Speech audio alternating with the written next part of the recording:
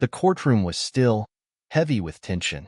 All eyes were fixed on Elon Musk as he stood before Judge Harper, the man whose smile had once been a signal of calm and professionalism but now had become something else entirely.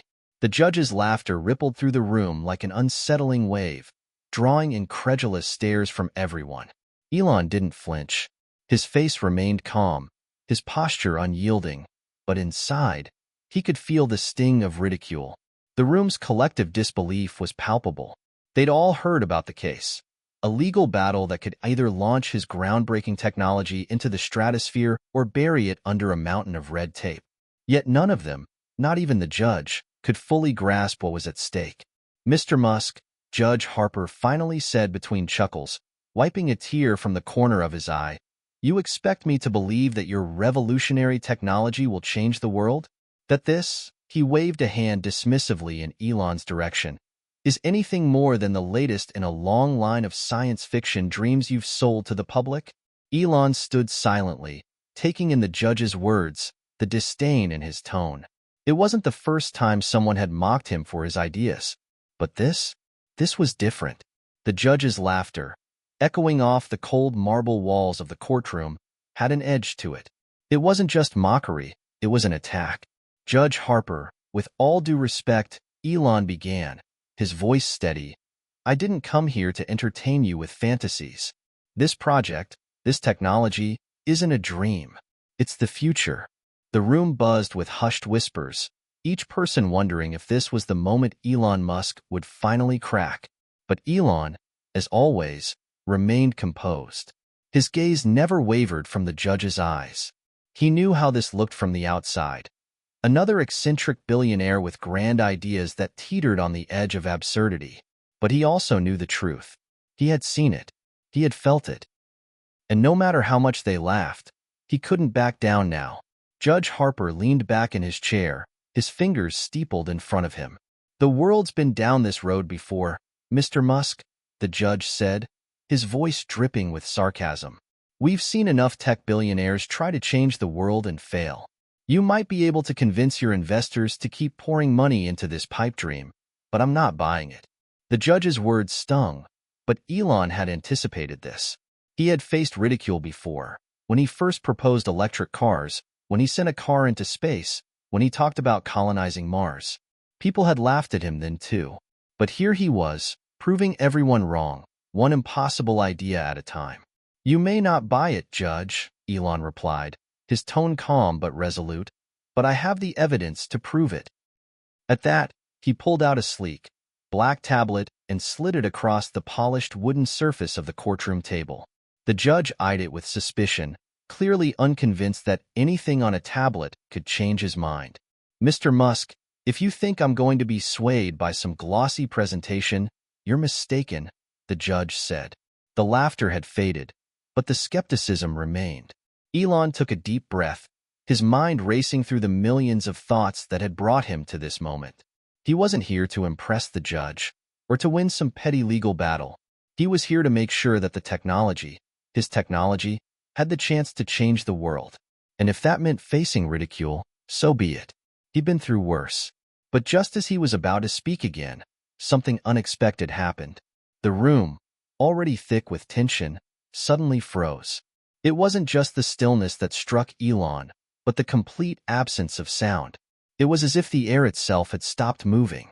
He looked around, confusion settling in as he saw the stunned faces of the lawyers, the judge, the stenographer, all motionless. The clock on the wall had stopped ticking. Even the sound of his own breath seemed muffled, as if he was underwater. Elon felt a strange sensation creep up his spine, a sense that something extraordinary had just occurred. Time had stopped.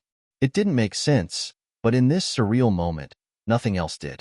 "Am I dreaming?" he muttered to himself, unsure if he was still in the courtroom, or if his mind had conjured this bizarre scenario. He moved his hand, watching it slowly cut through the air, feeling the weight of every movement as if it was suspended in time itself. It was then that he realized.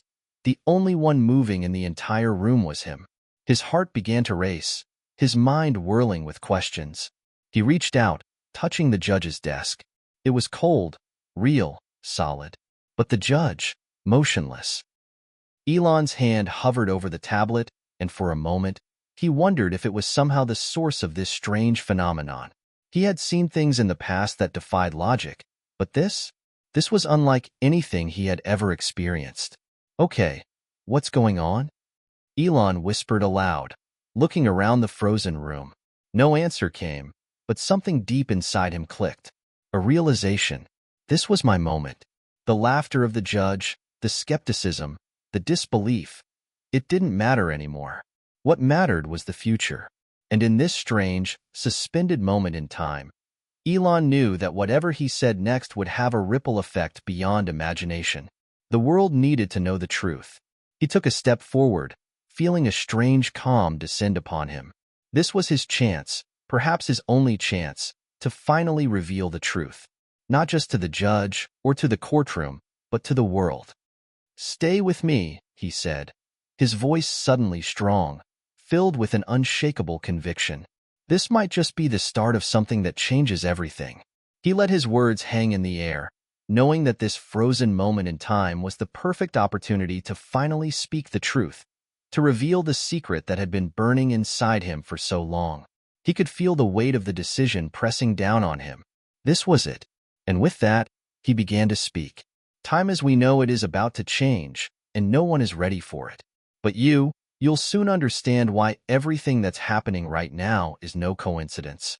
Elon's eyes locked with the judge's frozen, expressionless face, as the world seemed to stand still around them. The courtroom was silent, but Elon felt the universe itself holding its breath, waiting for what would come next. Hit subscribe and leave a comment with where you're watching from. This story might just spark a new beginning. What's one thing that always pushes you forward, even when things get tough? The courtroom, frozen in time, was eerily silent as Elon Musk stood at the center of it all. His mind raced, the revelation of what was happening crashing over him like a wave.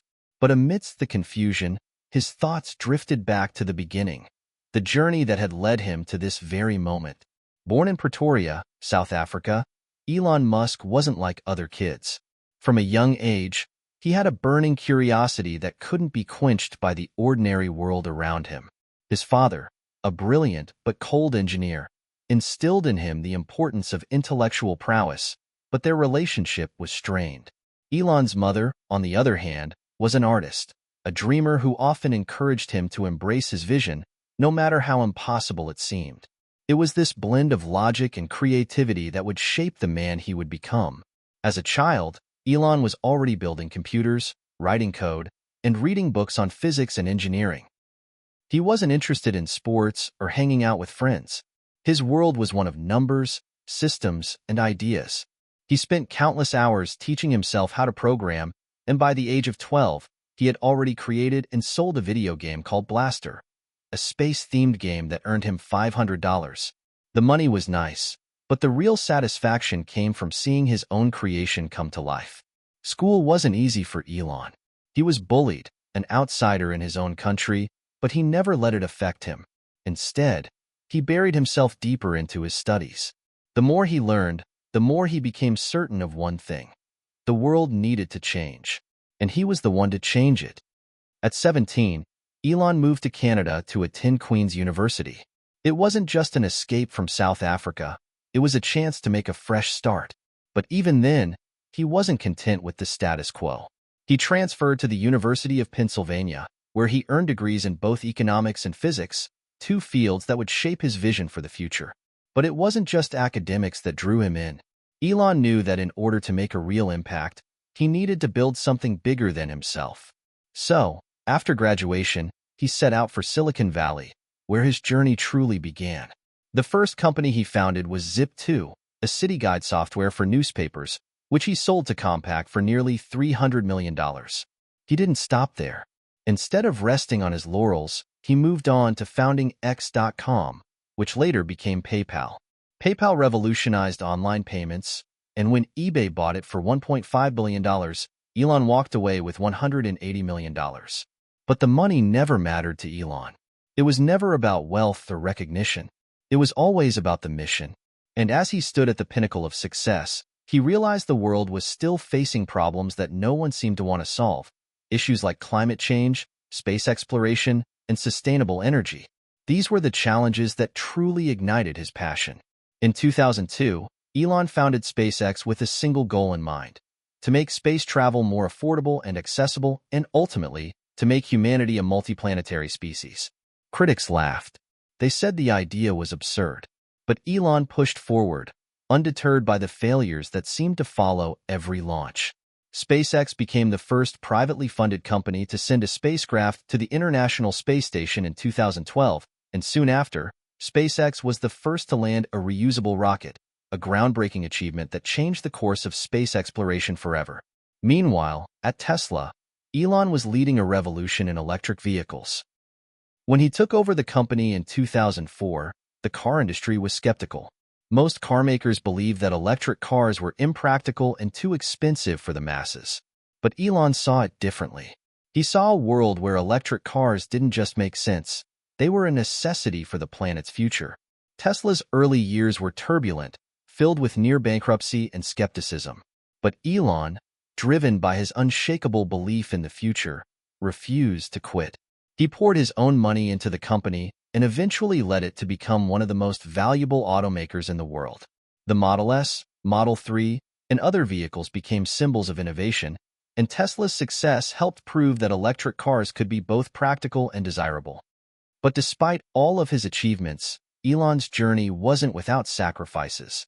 His relationships had always been strained.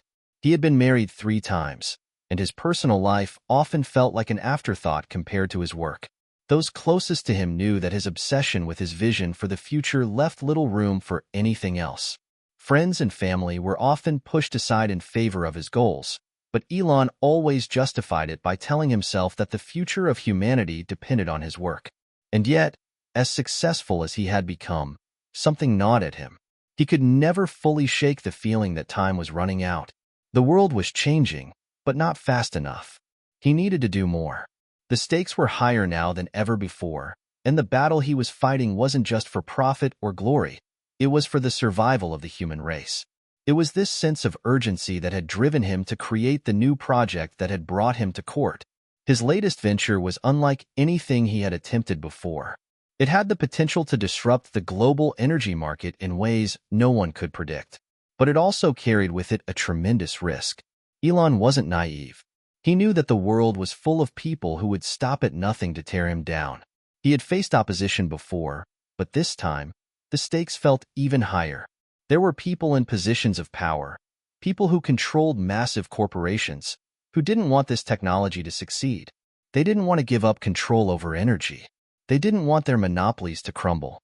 And so, Elon found himself in this courtroom, defending the very future of humanity, his new technology under attack from all sides. But what no one knew, not even the judge or the lawyers, was that Elon had something far bigger at stake than anyone could possibly imagine. Time had stopped, and in this frozen moment, Elon realized that he was standing on the edge of a revelation that could change everything. But it wasn't just about his technology. It wasn't just about the legal battle. It was something more. Something that could reshape the fabric of reality itself. And as Elon stood there, looking at the frozen faces around him, he knew that he was the only one who could make the decision to reveal it. But would they be ready? Would they understand? His mind raced as he prepared to speak the words that would set everything in motion. Elon stood frozen in the courtroom, his mind reeling. The room, silent, still, was like a scene from a dream, an impossible moment where time itself had come to a complete stop. He could hear the distant hum of his own thoughts, louder now than ever before. There was no doubt about it. What was happening right now was more than just a freak accident. It was something far beyond his understanding. The frozen faces around him, Judge Harper, the lawyers, the stenographer, were all locked in place, as if they had become statues. Yet, unlike the rest of them, Elon's mind was still racing. His thoughts turned inward, reflecting on the very core of his being. The reason why he had put himself and his companies through so much. The world had always seemed too small, too constrained by its own limitations. People lived in the now, in the comfort of what they knew. But Elon had always been different. His thoughts reached for the farthest stars. He had never been content with the present. His vision stretched to Mars, to sustainable energy, to a future where technology and humanity coexisted in harmony. But now, faced with the stillness of time itself, he was forced to confront something even more profound.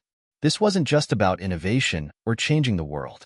This was about something fundamental, a force that had always been there, but that had remained just beyond his grasp. The truth. It hit him like a bolt of lightning.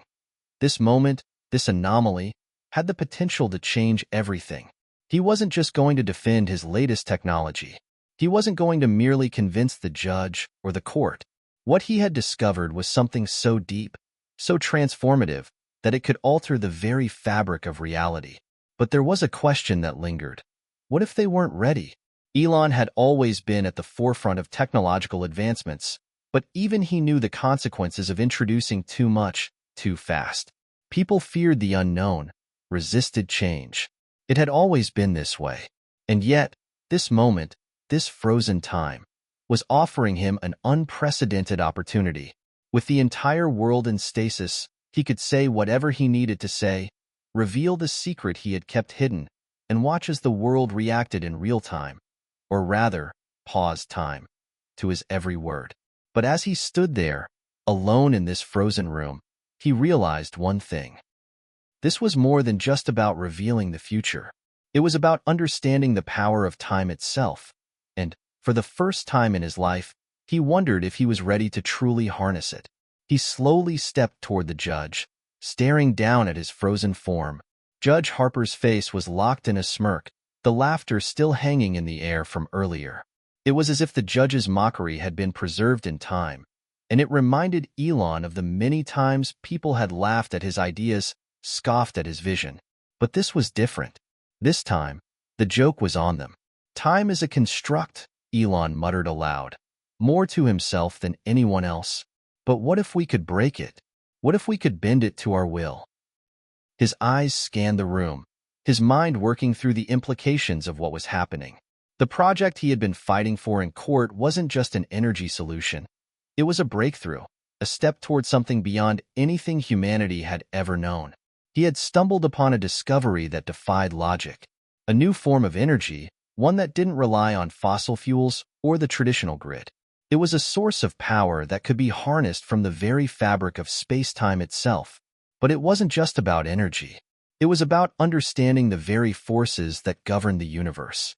It was about unlocking the secrets of time and space, and with that power, changing the course of human history. For years, Elon had been working in secret, refining this technology. He had known it was risky, that the world might not be ready to understand it. But he had pushed forward anyway. He couldn't ignore the pull of discovery, the feeling that this was the next step in human evolution. Now, standing in the stillness of this frozen moment, Elon made a decision. He would reveal it all, the truth, the technology, the future. But he wasn't just going to do it for the sake of his company, his wealth, or even the betterment of humanity. He was going to do it because he realized something crucial. In this moment, he had the power to shape the future in a way that no one had ever imagined.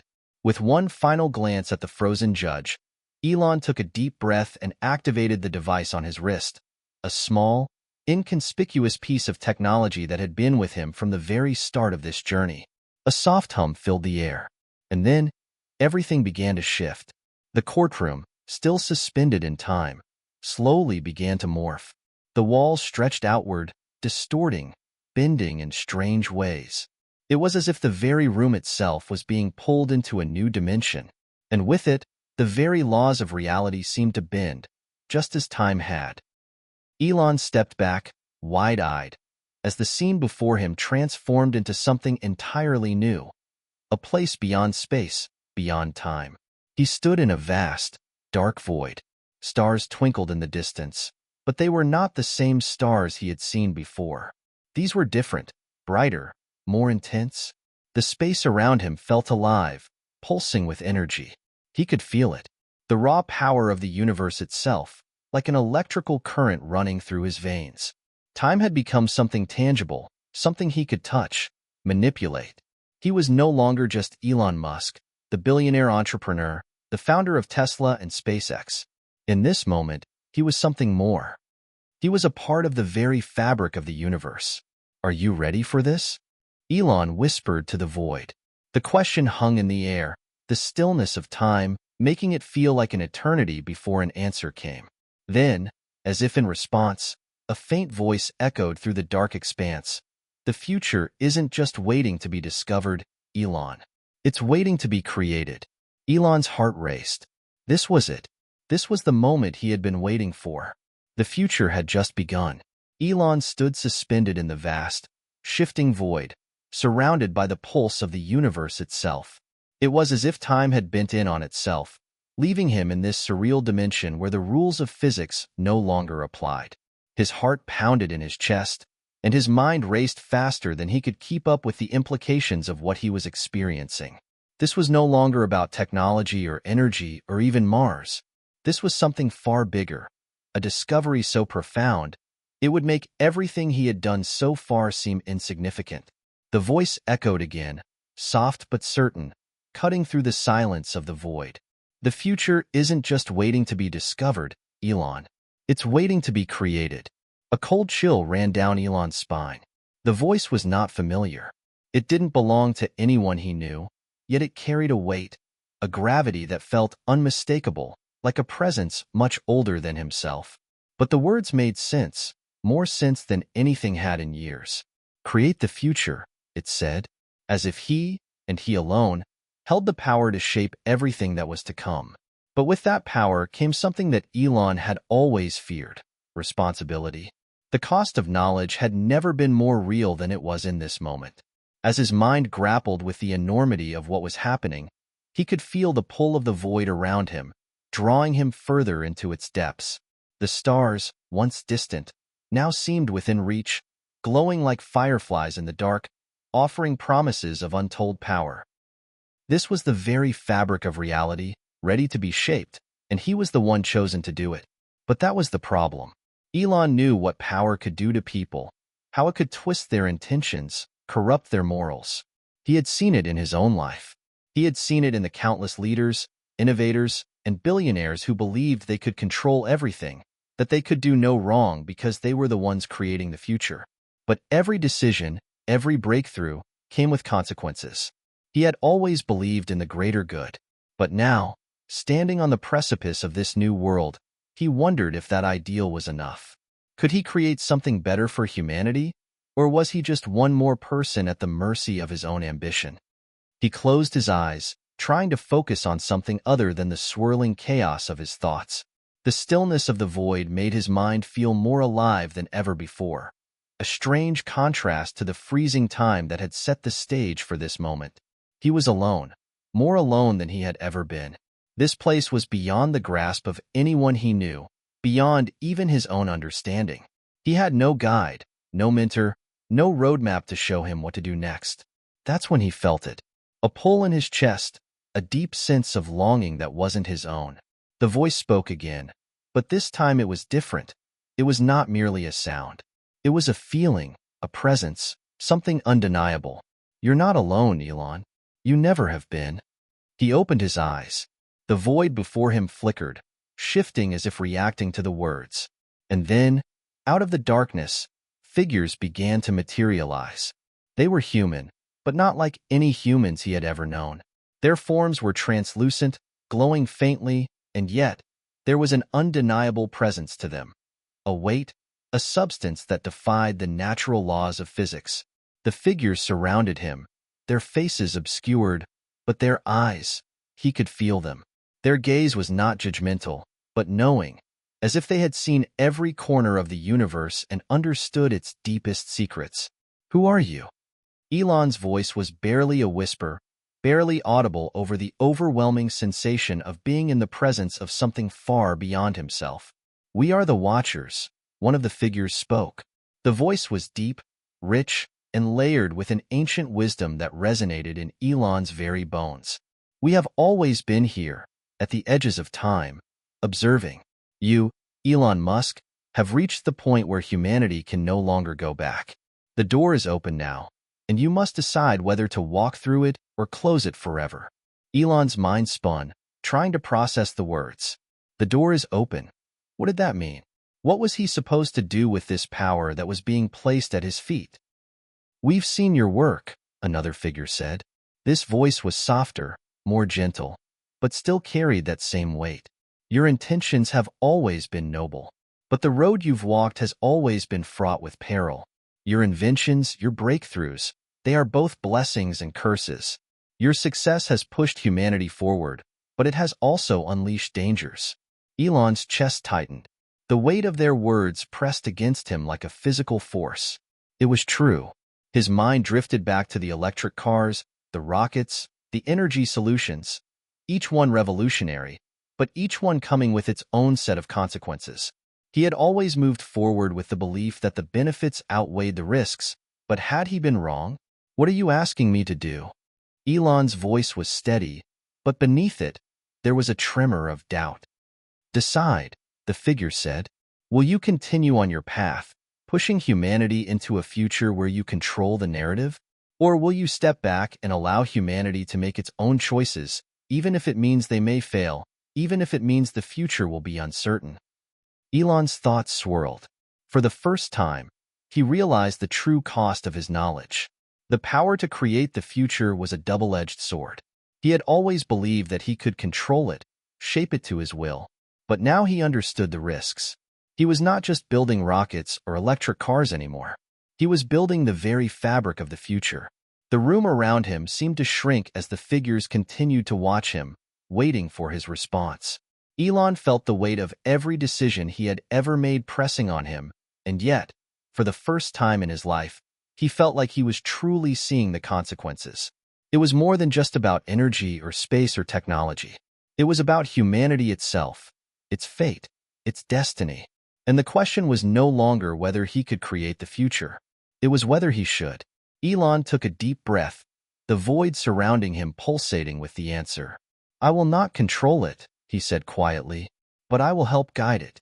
Humanity must decide its own path, but I will ensure they have the tools to do so." The figures nodded, their translucent forms flickering with what seemed like approval. "Then you are ready," the deep voice said. "The choice has been made."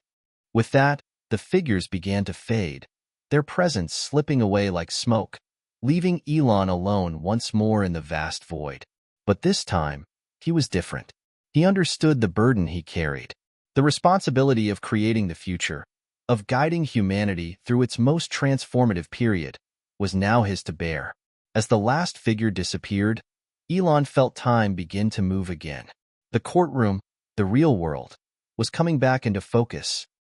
And with it, he was about to reveal the truth that had been hidden for so long. As the ethereal void around him began to dissolve, Elon Musk felt the sudden weight of gravity return, pulling him back to the physical world with a force he hadn't noticed he missed. The courtroom reappeared, its cold, sterile walls and flickering fluorescent lights now so mundane compared to the vast cosmos he had just left behind. Time, once frozen in place, began to slowly tick forward again. It was like waking from a dream so vivid that for a brief moment, he wasn't sure what was real. His eyes darted around the courtroom. Judge Harper, the lawyers, and the courtroom staff were all frozen in the exact same positions they had been moments ago, their expressions still frozen in time. The silence was deafening, the tension palpable, and yet, it felt like everything had changed. Like he had been given a choice and now, it was time to act on it. Elon's heart raced as he tried to process what had just occurred. The figures, the watchers, had given him a choice: to control the future or to guide humanity without interfering in its natural course. It was a heavy decision, one that would alter not only his own life but the lives of billions of people across the world. He glanced at his wrist, where the small device, the one he had used to trigger this inexplicable moment, still hummed with energy. It was a tool of immense power, one that had bridged the gap between the physical world and whatever lay beyond it. And with that tool, he could reveal everything.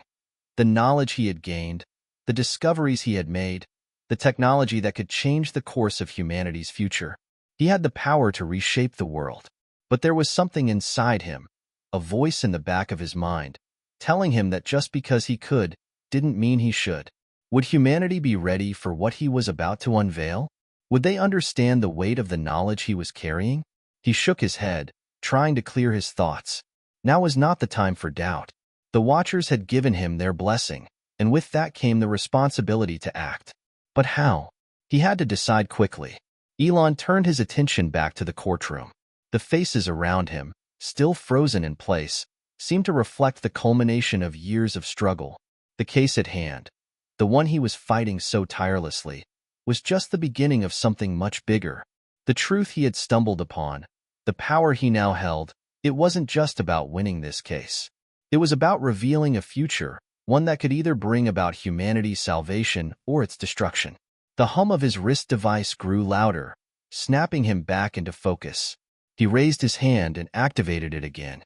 A soft, but distinct, whir filled the room as the device responded to his touch, and the world around him seemed to shift again, though more subtly this time. The frozen courtroom remained intact, but something had changed. The air was heavier now, charged with a new energy, a sense of anticipation. He exhaled sharply. The decision was made. It was time to speak. Elon Musk, the voice of Judge Harper, finally broke the silence, snapping the courtroom back into motion as time resumed. The gavel came down with a thud, echoing through the room. But Elon's mind was still elsewhere, caught between the two worlds, his own reality and the vast, infinite expanse he had just left behind. "I know you've been waiting to present your case," Judge Harper said, his voice full of sarcasm, his smirk still apparent. "But you'll have to forgive me for being a little skeptical about your latest claims." The judge's words hung in the air, his voice dripping with the same condescension that had colored his earlier remarks. Elon turned his attention to the judge, and with a steady breath, he stood tall, ready to take the next step. "It's time to stop pretending," Elon said calmly, his voice unwavering. Every eye in the room was on him now. His words, laden with purpose, echoed off the walls. "I'm not just here to fight a legal case or defend a product. What I have to say goes beyond this courtroom. It goes beyond anything anyone in this room, or anyone on this planet, has ever considered." The room fell silent, and for the first time in what felt like an eternity, Elon Musk felt the weight of his words sink into the atmosphere. "Judge Harper," he continued, looking directly at the man whose skepticism had driven him to this moment, "what if I told you that everything you've been taught about time, energy, and even reality is about to be rewritten?" The judge's expression shifted, his smirk fading into confusion. "Are you threatening me, Musk?" he asked, his tone more cautious now. "No," Elon replied softly, his gaze never leaving the judge's face. "I'm offering you the truth about what we are capable of, and the truth about what's coming next." The tension in the courtroom was thick, palpable. Elon felt it in the pit of his stomach. This wasn't just a legal battle anymore. This was about a revelation so massive that it could change the course of history. The secret he had uncovered wasn't just a new energy source or a breakthrough in technology. It was something far greater. He could feel the energy of the device on his wrist humming louder now, almost urging him to continue, to reveal everything. But the weight of the decision still lingered. This could be the moment everything changed, or the moment it all fell apart. "I've discovered a way to manipulate time itself," Elon said, each word deliberate and heavy. "A way to create energy, power, and even space itself from the very fabric of time. What I hold in my hand is a key to unlock a new era for humanity." A murmur rippled through the room as the weight of his words hit. The judge's eyes widened in disbelief, his hands gripping the sides of the bench. Lawyers shifted in their seats, unsure of how to react. This wasn't just about the future of Tesla or SpaceX anymore. This was about something so radical, so world-altering, that it defied all logic. Elon paused, his gaze sweeping the room. "This isn't a theory. This is real, and I'm going to prove it." The gavel slammed down again, but it didn't feel like it was controlling the courtroom anymore. It felt like it was part of the backdrop, the framing of something much larger that was about to unfold. He could feel the weight of the future pressing down on him, and now there was no turning back. The words Elon had just spoken hung in the air like a live wire, crackling with electric tension. For a moment, the entire courtroom seemed frozen again. not by time manipulation, but by sheer disbelief. No one moved. No one breathed. It was as if the very fabric of reality had shifted, leaving everyone in a state of stunned silence. Judge Harper, the man who had scoffed and smirked just moments earlier, now sat with his mouth slightly agape, his gavel forgotten in his hand. The lawyers, who had once approached this case with the confidence of seasoned professionals, now looked like children caught in a lie, their eyes wide with confusion and fear. Even the stenographer seemed to hesitate before continuing to type, unsure whether to record the madness unfolding before her. Elon, however, felt the same pulse within him that had echoed in the void, guiding him forward. He didn't feel fear. Not now, not after what he had witnessed, not after the choice he had made. He felt purpose, clarity, and most of all, the weight of what was at stake. Elon, are you telling me, Judge Harper's voice trembled as he finally regained his composure, that you can manipulate time? Elon nodded slowly, his gaze steady. Not just time. Energy. Space. All of it. I have the power to create something from nothing, to alter the laws of nature. But I'm not doing it alone. I've discovered something that was always there. A shiver ran down the judge's spine. His eyes narrowed, skepticism rising once more. But there was a trace of unease behind his professional veneer. This is absurd. Time manipulation? Energy from nothing? These are the kinds of fantasies that belong in science fiction, not a courtroom. Elon leaned forward, feeling the collective gaze of the room pressing down on him. He could see the doubt in their eyes, their disbelief. But there was something else there too. Curiosity. A flicker of hope, maybe. He could feel it in the air, hanging like a breath waiting to be exhaled. Do you want to see it? Elon asked, his voice low but certain. Do you want proof that this is real? There was a long pause, the air thick with the decision. The entire courtroom seemed to collectively hold its breath, waiting for Judge Harper to respond. The judge shifted uneasily in his seat, his fingers gripping the edge of his bench. He stared at Elon, searching his face for any hint of a lie, any sign that this was just an elaborate hoax. But all he found was the quiet confidence of a man who had just walked out of the realms of possibility and into a new, terrifying reality. Show me, Judge Harper said, his voice barely a whisper. Show us all what you're talking about. Elon nodded, a sense of inevitability settling over him. This was the moment. No more words, no more theories. This would be the proof. He could feel the device on his wrist pulsing with energy, ready to unleash what he had discovered. He raised his hand, and the room seemed to hold its breath. A soft hum filled the space around him as he activated the device again. At first, it was subtle, a faint ripple in the air, like the first tremor of an earthquake just before it broke loose. But then, something extraordinary happened. The walls of the courtroom began to shimmer, faintly at first, as if the very structure of the room itself were being rewritten. A pulse of light shot out from Elon's wrist, and for a brief moment, time itself seemed to stretch, like a rubber band being pulled to its limit. The clock on the wall, the hands of which had been ticking away relentlessly before, froze in place, motionless. The distant hum of the air conditioning system stopped dead, leaving only the faint sound of each person's breath in the room. Elon was aware of the silence, the intense stillness that now blanketed everything. It wasn't just the room that had frozen. It was everything. Outside the windows, the world had stopped moving. Cars were halted mid-drive, birds mid-flight, people mid-step. It was as if the entire universe had paused to witness what was about to unfold. The tension in the room was palpable as Elon focused, his mind racing. The power he wielded now was both exhilarating and terrifying. But this was the proof. This was what he had discovered. Time could be manipulated, bent, stretched, and even stopped. And he held the key. Is this real enough for you? Elon asked, his voice calm despite the chaos around him. For a long moment, there was only silence. The judge looked on, his face pale and drawn. He had seen strange things in his life, but nothing like this. He swallowed hard and slowly stood, walking toward Elon as if testing whether or not the world around him was still solid. He touched the air near the device on Elon's wrist. The air felt strange to him, thicker, almost viscous, as if it were no longer obeying the usual laws of physics. This is...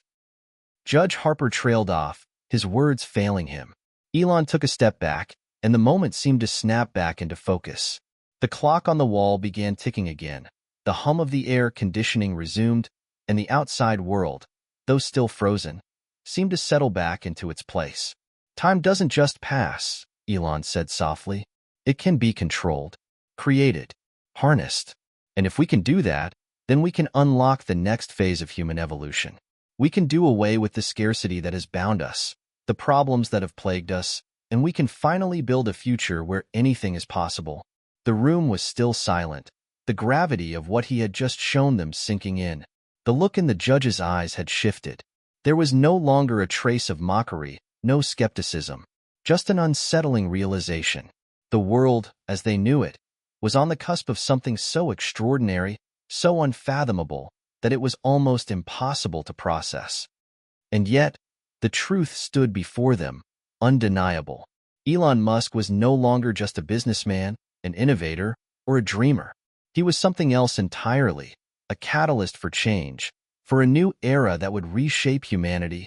But with such power came responsibility. The question now was not if he could unlock the future, but how he would wield it. He glanced at the faces around him, all still frozen in a state of awe and disbelief. He could feel the weight of their expectations, the weight of the world itself pressing on his shoulders. What came next was up to him, and the future had never been so uncertain. The courtroom was silent. The world was still, and the weight of the moment pressed down on everyone present. The energy in the room had shifted, becoming almost tangible. An electric hum that seemed to pulse from the device on Elon's wrist, which still glowed faintly, its power unmistakable. For a few moments, no one knew what to say. The reality they knew had just been shattered. What they had witnessed was beyond anything they had been prepared for. Time manipulation, energy creation, a new dimension to reality itself. And it was all in Elon Musk's hands. Judge Harper, whose face had drained of color, was the first to break the silence. He cleared his throat awkwardly, struggling to find words. Elon, what? What are we supposed to do with this? What are you asking us to believe? His voice wavered, betraying the disbelief that gripped him. Elon stood motionless, his mind racing. His heart still pulsed with the remnants of the journey he had just undertaken, a journey that had revealed far more than he had ever expected. The Watchers, the entity that had allowed him to glimpse the infinite possibilities of time and space, had presented him with a choice to alter the course of humanity's future or to guide it from the shadows without interfering directly. And now, in this moment, Elon was standing at the precipice of that decision. I'm not asking you to believe, Elon said, his voice calm but filled with resolve. I'm showing you what's possible. This isn't about belief. It's about reality. The words hung heavy in the air, and for a moment, it felt as though even the room itself was holding its breath. The judge stepped back, running a hand through his thinning hair, his mind clearly struggling to process the magnitude of what Elon had just revealed. But what does this mean? For all of us? He asked, almost pleading for clarity. Elon closed his eyes for a moment, taking a slow, deep breath. He could feel the weight of the world on his shoulders. This was no longer just about him, or even the case they had been fighting. The implications of his actions would stretch far beyond this courtroom. This was about the future of the human race. He had the power to reshape everything, to eliminate energy scarcity, to end poverty, to solve climate change, to cure diseases, and to build a world where anything was possible. But he also knew that with great power came great responsibility. If the world wasn't ready for this kind of change, it could all backfire. He could tear apart the very fabric of civilization itself. The decision was simple in theory, but the execution was fraught with complications. I can give you everything, Elon continued, his eyes meeting Judge Harper's with a steely intensity. A future where every problem we face can be solved. But we need to act now. We can't wait. The world is at a crossroads. The room shifted again, the gravity of his words sinking deeper into the minds of everyone present. The lawyers, who had been mere spectators until this point, were now visibly shaken. They exchanged glances, some murmuring to each other, unsure how to process the overwhelming information they had just received. "Where does that leave us?" One of the lawyers finally spoke up, a woman in her late 30s named Claire. "What happens now? What do we do with this knowledge? With this power?" Elon's gaze turned to Claire, and for a moment, he saw the fear and the uncertainty reflected in her eyes. This wasn't a decision they could make lightly, and he knew that. But it wasn't just about what he could do with the power. It was about whether humanity could handle the responsibility of wielding it. "I don't know what happens now," Elon admitted, his voice filled with an honesty that surprised even him. "But I do know that we have to decide. We can't keep living in the shadows, pretending like these problems are too big to solve. We have the tools to change everything, but we have to be ready. All of us." A long, uncomfortable silence stretched out as the room absorbed his words. Finally, the judge spoke again, his voice quieter now, more measured. "I can't just accept this reality without understanding it," Judge Harper said, his tone less mocking now and more contemplative. "You're telling me that you have access to a power that can bend time, alter energy, and rewrite reality itself? And you want us to simply trust that you know what you're doing?" Elon met his gaze, unwavering. "I don't expect you to trust me blindly," he said, his voice steady. "But I do ask you to understand that what we're facing is bigger than any of us. We can't keep going the way we have. This power can either lift humanity to heights we never imagined, or destroy us." The judge, for the first time, nodded slowly, though his expression was still one of deep concern. "And if we're not ready?" he asked, his voice quiet but heavy with implication. Elon hesitated, the weight of the question pressing against him. "Then we risk losing everything. If we don't move forward, if we don't embrace this potential, we might never have another chance." The window is closing. Claire, the lawyer, stood up suddenly, her expression a mixture of shock and realization. "Are you telling us that the future is in our hands now?" she asked, her voice almost a whisper. "That we're the ones who have to decide whether to make this change? All of us? The entire world?" "Yes," Elon replied simply, his gaze sweeping across the room. "The choice is ours. Together, we can decide how this ends. But it's a choice we need to make now, before time slips away." The weight of those words sank in. They were standing on the edge of something extraordinary, an opportunity to reshape the future, to eliminate the struggles that had plagued humanity for centuries. And yet, that same power came with its own dangers, its own unknowns. But Elon knew one thing for certain. There was no going back. He had crossed a threshold, and whether the world was ready or not, the future was coming. And it was going to change everything. With a final glance at the frozen courtroom, he turned and walked toward the door, his mind racing with possibilities. The journey ahead was uncertain, filled with both hope and danger, but it was a journey they had no choice but to take. The world was waiting. The weeks following Elon's revelation were anything but ordinary. Every news outlet in the world had picked up on the story. The headlines were everywhere, from the New York Times to the smallest local news station. The world was caught in a whirlwind of speculation, disbelief, and excitement. Elon Musk claims to have discovered time manipulation. The world is now at a crossroads. People from all walks of life seem to be holding their breath, waiting for the next move. Governments were scrambling to understand the implications of what had happened, while tech experts and scientists were doing everything they could to make sense of Elon's claim. The weight of the decision ahead hung heavy over the planet, casting a long shadow that no one could escape. Elon, however, remained resolute. He had made his choice. There was no turning back. He sat in his office at SpaceX, looking out the window toward the sprawling horizon of California. The sky was clear, the sun casting a warm glow over the landscape, but his thoughts were a million miles away. The world's reaction to his revelation had been a mixed bag. Some were skeptical, others were terrified, and a select few seemed to be welcoming it with open arms. But he knew one thing for sure. This was just the beginning. The device on his wrist hummed softly, a constant reminder of the power he held. He had been working tirelessly, trying to unlock its full potential. He had already made contact with a few select world leaders, offering them the chance to meet in person and discuss the future. Some had accepted, eager to understand how they could shape the world's destiny with him. Others, however, had refused, too afraid of the consequences. There were still many who didn't believe. They saw him as a madman, a tech mogul out of his depth. They laughed at him, called him delusional, and dismissed his claims as nothing more than an elaborate hoax. But Elon wasn't deterred. He knew the power he wielded, and he knew what he had to do. A knock on the door interrupted his thoughts, and his assistant, Mia, stepped inside. "Elon," she said, her voice tense, "the UN wants to speak with you. It's urgent." Elon glanced at his wrist. The device pulsed slightly, as if reacting to the news. He could feel the shift in the air, the subtle pressure building within him. "Put them through," he replied, his voice steady. Mia nodded and quickly dialed in the call.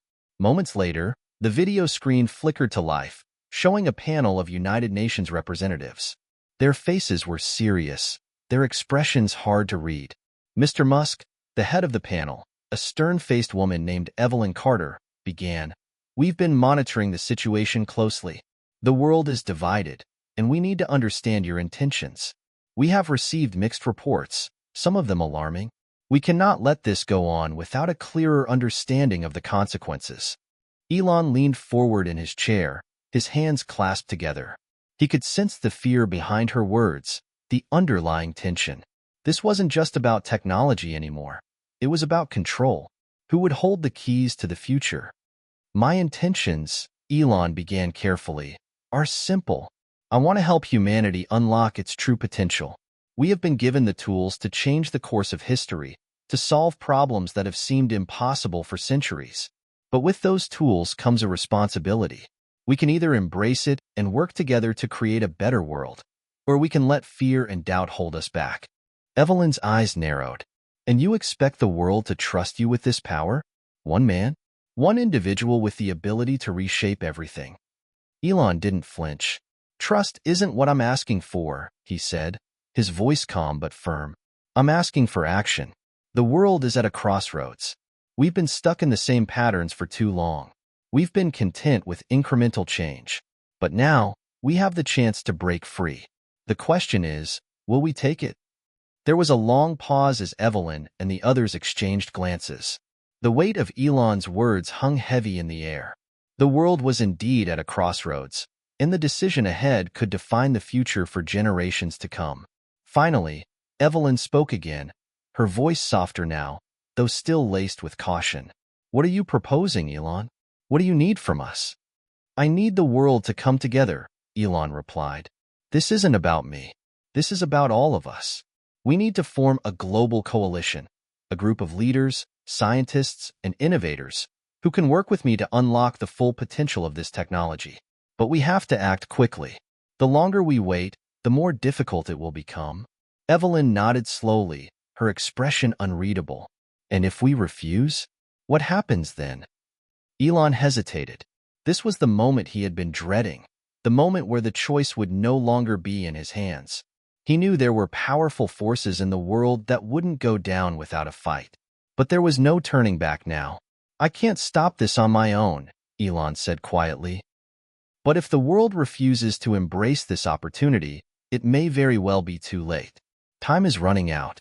We don't have the luxury of waiting for consensus." The call ended, and the screen went dark. Elon sat there for a moment, his fingers drumming lightly on the edge of the desk. He had said his piece. The world knew what was at stake. Now, it was up to them. The device on his wrist pulsed again, and a strange feeling washed over him. Something deeper than just the power of the technology. It was a sense of urgency, of something that was beyond even his control. The Watchers had warned him that the path ahead would be fraught with challenges. But it was clear now that the hardest part wasn't going to be unlocking the power. It was going to be convincing the world to use it. Outside, the sun began to set, casting a golden glow across the sky. Elon gazed out the window, feeling the weight of what was to come. The countdown had begun. The morning after his video call with the United Nations, Elon woke up to a storm of reactions. The world was divided more than ever before. The headlines only grew louder. Elon Musk's time machine. Savior or madman? News channels across the globe debated fiercely. Some painted Elon as the future of humanity, an innovator capable of bringing the world into a new era of progress and hope. Others labeled him a dangerous fool, a man with too much power and not enough accountability. At SpaceX headquarters, Elon stood before a massive wall of screens, his fingers absent-mindedly scrolling through the streams of news, comments, and social media posts. The reactions were as polarized as they could be. On one side, there were those who believed he was a visionary, ready to usher in a new era. On the other, his detractors were not shy about calling him a delusional billionaire with no regard for the consequences of tampering with the fabric of time.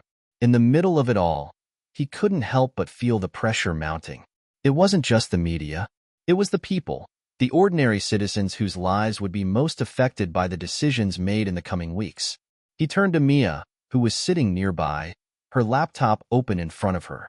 "Have you seen this?" he asked, pointing to one of the news broadcasts. "It's only getting more chaotic." Mia glanced up from her work and gave him a worried look. "I don't think you can stop this now. The world is watching, Elon. They want answers. They want action." Elon rubbed his temples. The weight of what was happening was getting to him. It wasn't just about the technology anymore. It wasn't even just about saving the world. It was about how people would handle the information, how they would wield the power that he had shown them. "What happens if they don't trust me?" he muttered to himself. "What if they're too afraid to take this leap?" Mia leaned forward, her expression serious. "You've already given them the chance to decide. But not everyone will see it your way. Some people just don't believe this is real. And those who do, well, they're going to want you to take control of everything. You can't let that happen." Elon looked up at her. She was right.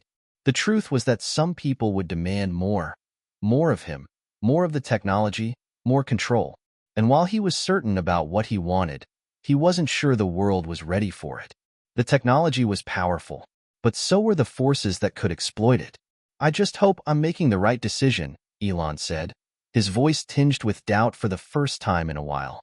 Mia didn't respond immediately. Instead, she turned back to her laptop and began typing rapidly. "There's something else," she said after a moment. "The Chinese government is requesting a private meeting with you. They've been quiet, but it seems they're starting to get interested in your technology." Elon's eyes narrowed. He had known this moment would come. Every world power, every major player in global politics, would soon want a piece of this. But the stakes were much higher now. This wasn't just about trade deals or economic power. It was about the future of humanity itself. "Are they requesting it or demanding it?" Elon asked. Mia looked at him, hesitating. "It's a request, but we both know it's not a simple one. They're likely considering what they can gain from this.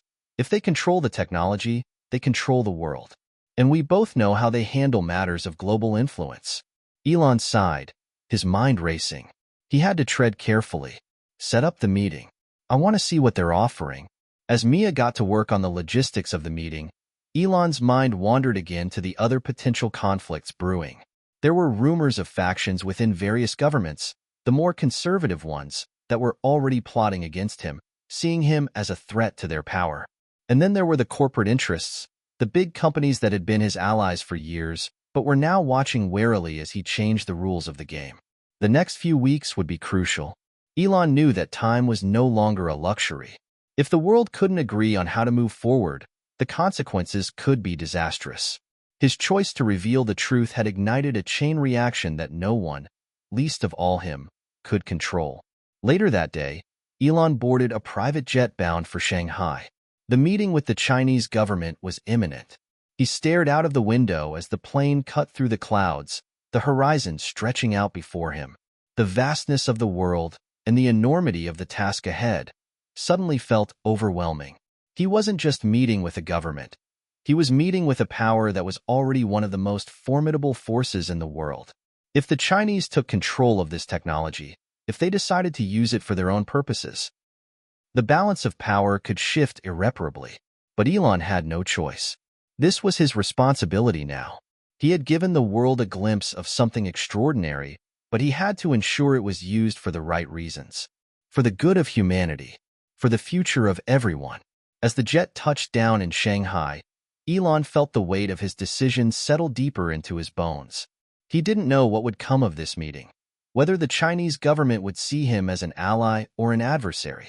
But he knew one thing for certain: the next few hours could change the course of history. Elon stepped off the plane, the cool Shanghai air hitting his face as the city's skyline loomed ahead. It was an imposing sight: towering skyscrapers, bustling streets, and an undeniable sense of progress in every direction.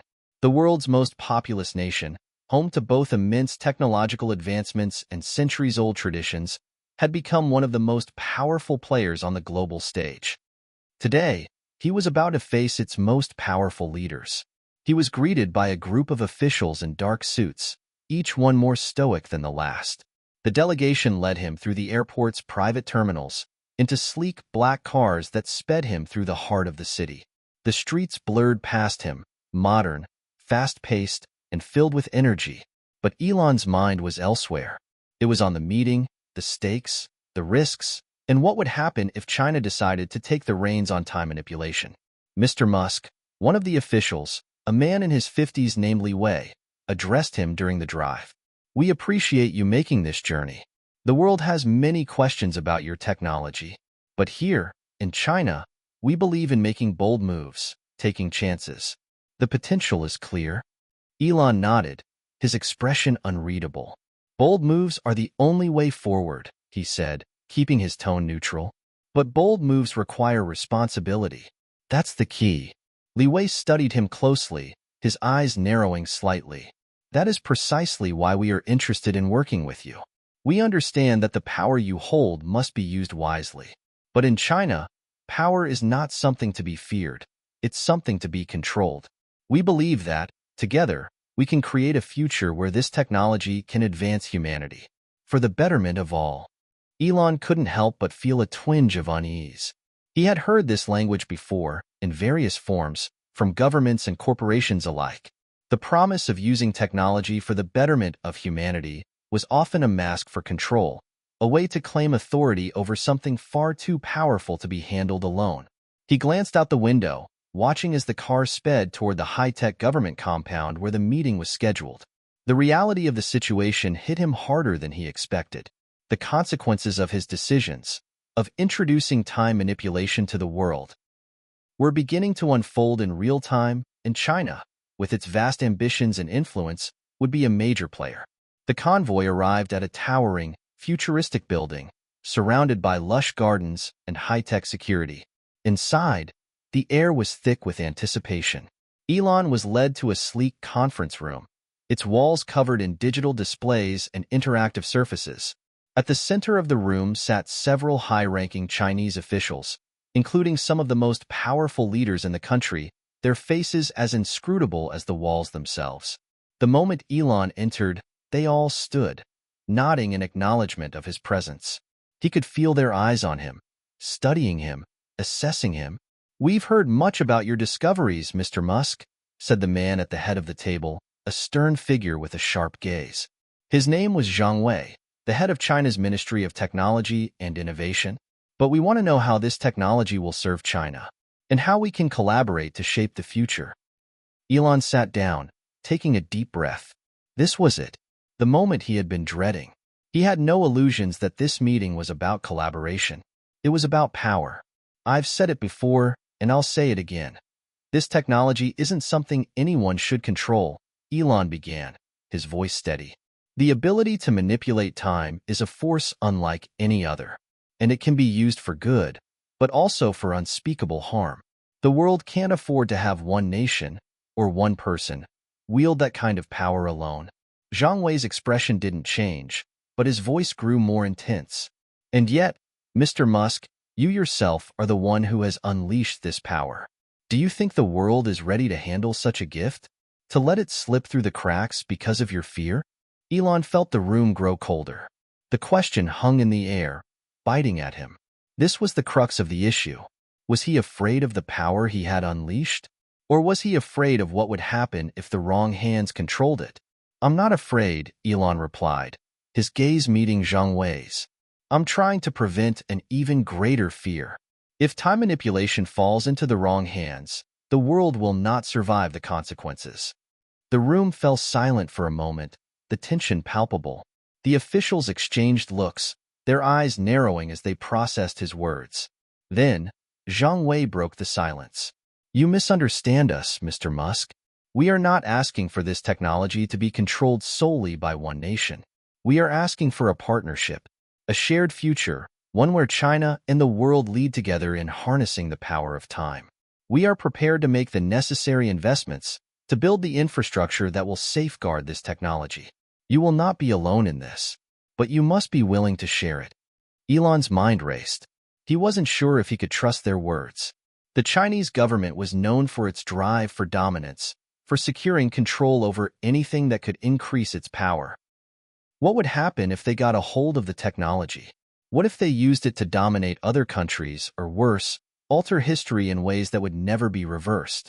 I'm not here to hand over control, Elon said, his voice firm. I'm here to ensure this technology is used for the benefit of all, not just for one country's advantage.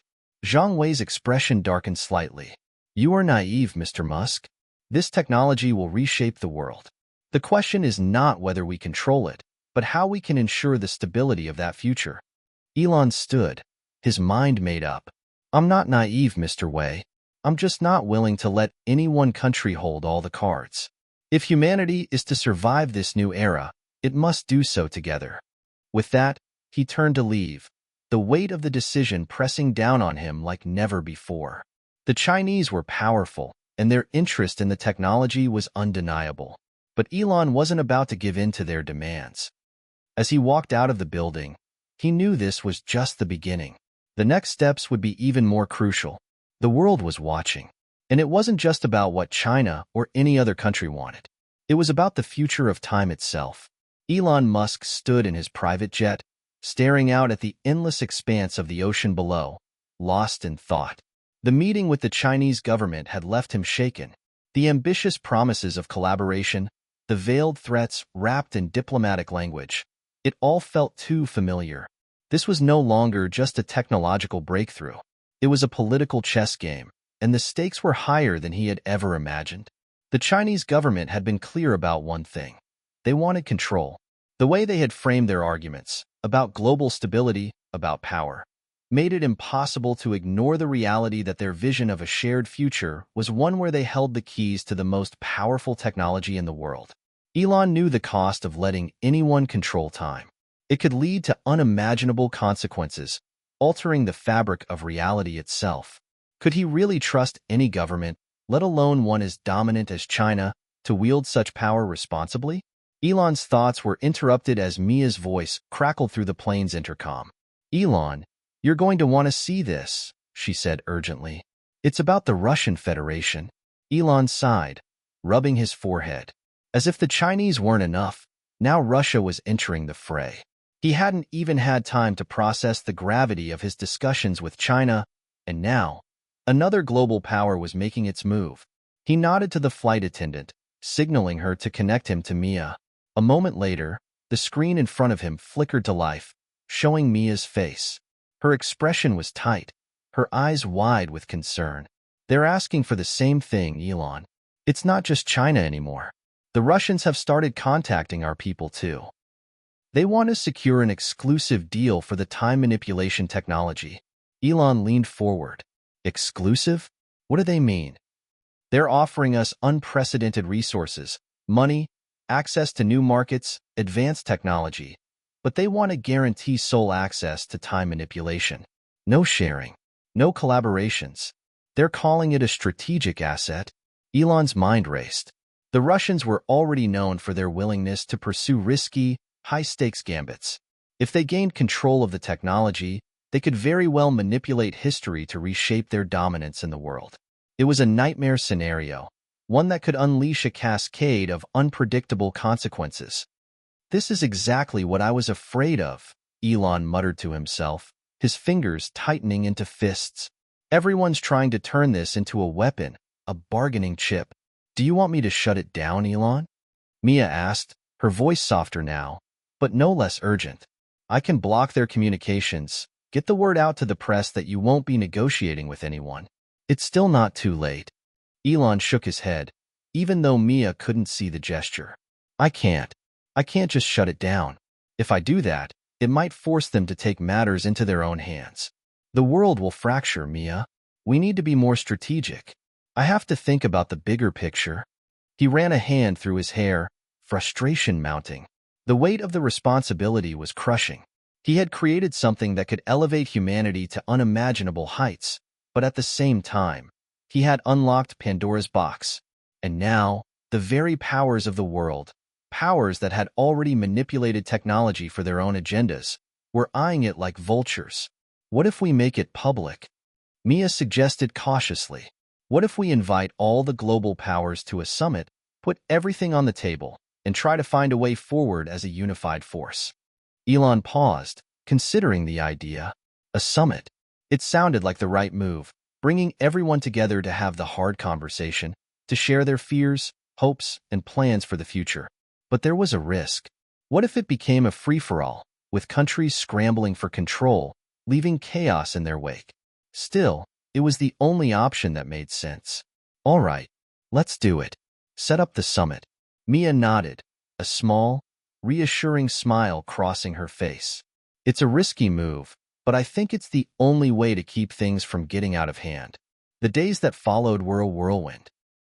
Elon and Mia worked around the clock, coordinating with diplomats, security teams, and international agencies to organize a summit that would bring together the world's most powerful nations. Invitations were sent to heads of state, leaders of technology conglomerates, military figures, and scientists. Everyone who had a stake in the future of time manipulation would be there. Elon had no illusions about the challenge ahead. The summit was unlikely to be a peaceful affair. Each nation had its own interests, its own agenda. There would be no easy compromises. But it was a necessary step, a chance to unite the world's leaders in an effort to set some kind of global framework for the technology he had unlocked. Days before the summit, Elon found himself once again facing the enormity of his decision. He was pacing through the halls of SpaceX headquarters, surrounded by the constant hum of activity. He couldn't shake the feeling that this moment was the pivotal turning point in history. What if he made the wrong choice? What if this summit failed? The world would descend into chaos, with no one to guide it. He needed to hear something, anything, that would reassure him he wasn't alone in this. His phone buzzed, and he glanced down. It was a text from an unexpected source, Mark Zuckerberg. Elon opened the message. Hey man, I know you're under a lot of pressure right now, but I wanted to remind you of something. You've always been about progress, right? But progress isn't always linear. There will be setbacks, mistakes, failures. You don't have to do this alone. Remember, sometimes the future requires sacrifice, but it also requires vision. You've got that. Just trust in yourself. Elon felt a small wave of relief wash over him. Mark's words, simple as they were, reminded him why he had started this journey in the first place. He had always believed in pushing boundaries, in challenging the status quo. This was no different. The risks were enormous, yes, but so was the potential. And with that thought, he finally felt ready. The summit was set. The world's leaders would gather, and together, they would decide the fate of the technology that had already begun to change everything. Hit subscribe and leave a comment with where you're watching from. This story might just spark a new beginning. What's one thing that always pushes you forward, even when things get tough? The world had been waiting. The first global summit to discuss the future of time manipulation was about to begin. Invitations had been sent to all the world's key leaders, from political figures to tech giants, military commanders to scientific pioneers. Every corner of the earth seemed to hold its breath, knowing that the decisions made here would reverberate for generations. Elon Musk stood in the heart of the summit's venue, a massive, modern hall in Geneva. The building was designed to reflect the seriousness of the occasion. Sleek glass walls, minimalistic design, and a round table at the center where the most influential people in the world would sit. There was no podium, no room for grand speeches. The stakes were too high for theatrics. He scanned the room, feeling the weight of the moment. Heads of state from Europe, Asia, the Americas, CEOs of the world's largest corporations, military leaders from every continent, each one seated, their eyes focused on the man who had unlocked the power to manipulate time itself. Elon had chosen this location for its neutrality. No one could claim dominance here. But the tension in the air was palpable. Everyone was here for one reason: to control the future. As he walked to his seat at the head of the table, he made eye contact with several key figures, each one silently assessing him. Zhang Wei, the head of China's Ministry of Technology and Innovation, sat across from him, his expression as unreadable as ever. On Elon's left, Maria Torres, the President of the United States, sat with her usual air of calculated authority. To his right, an unfamiliar face: Alexander Petrov, the Russian Minister of Science and Technology, whose presence seemed to exude a quiet but undeniable menace. The room fell silent as the final few guests trickled in. The world's eyes were on them, on this room, on this moment. The doors were sealed. There would be no interruptions. The summit was about to begin. Zhang Wei was the first to speak. His voice, calm but assertive, reverberated through the room. "We are here today to discuss the future of time manipulation," he began. "This technology is not simply a breakthrough in science. It is a tool of unimaginable power, one that can reshape the very fabric of human history.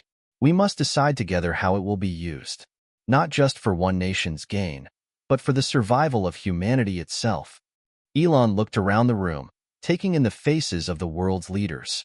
Some seemed optimistic, others wary, but all of them were hungry for the promise that the technology held. The air was thick with ambition, fear, and desperation. But Elon knew the truth. They weren't just here to discuss time manipulation. They were here to claim it. The question was, who would hold the keys? Maria Torres, President of the United States, was the next to speak. "We are aware of the potential dangers of this technology," she said, her tone steady and diplomatic. "But we also recognize its potential for progress.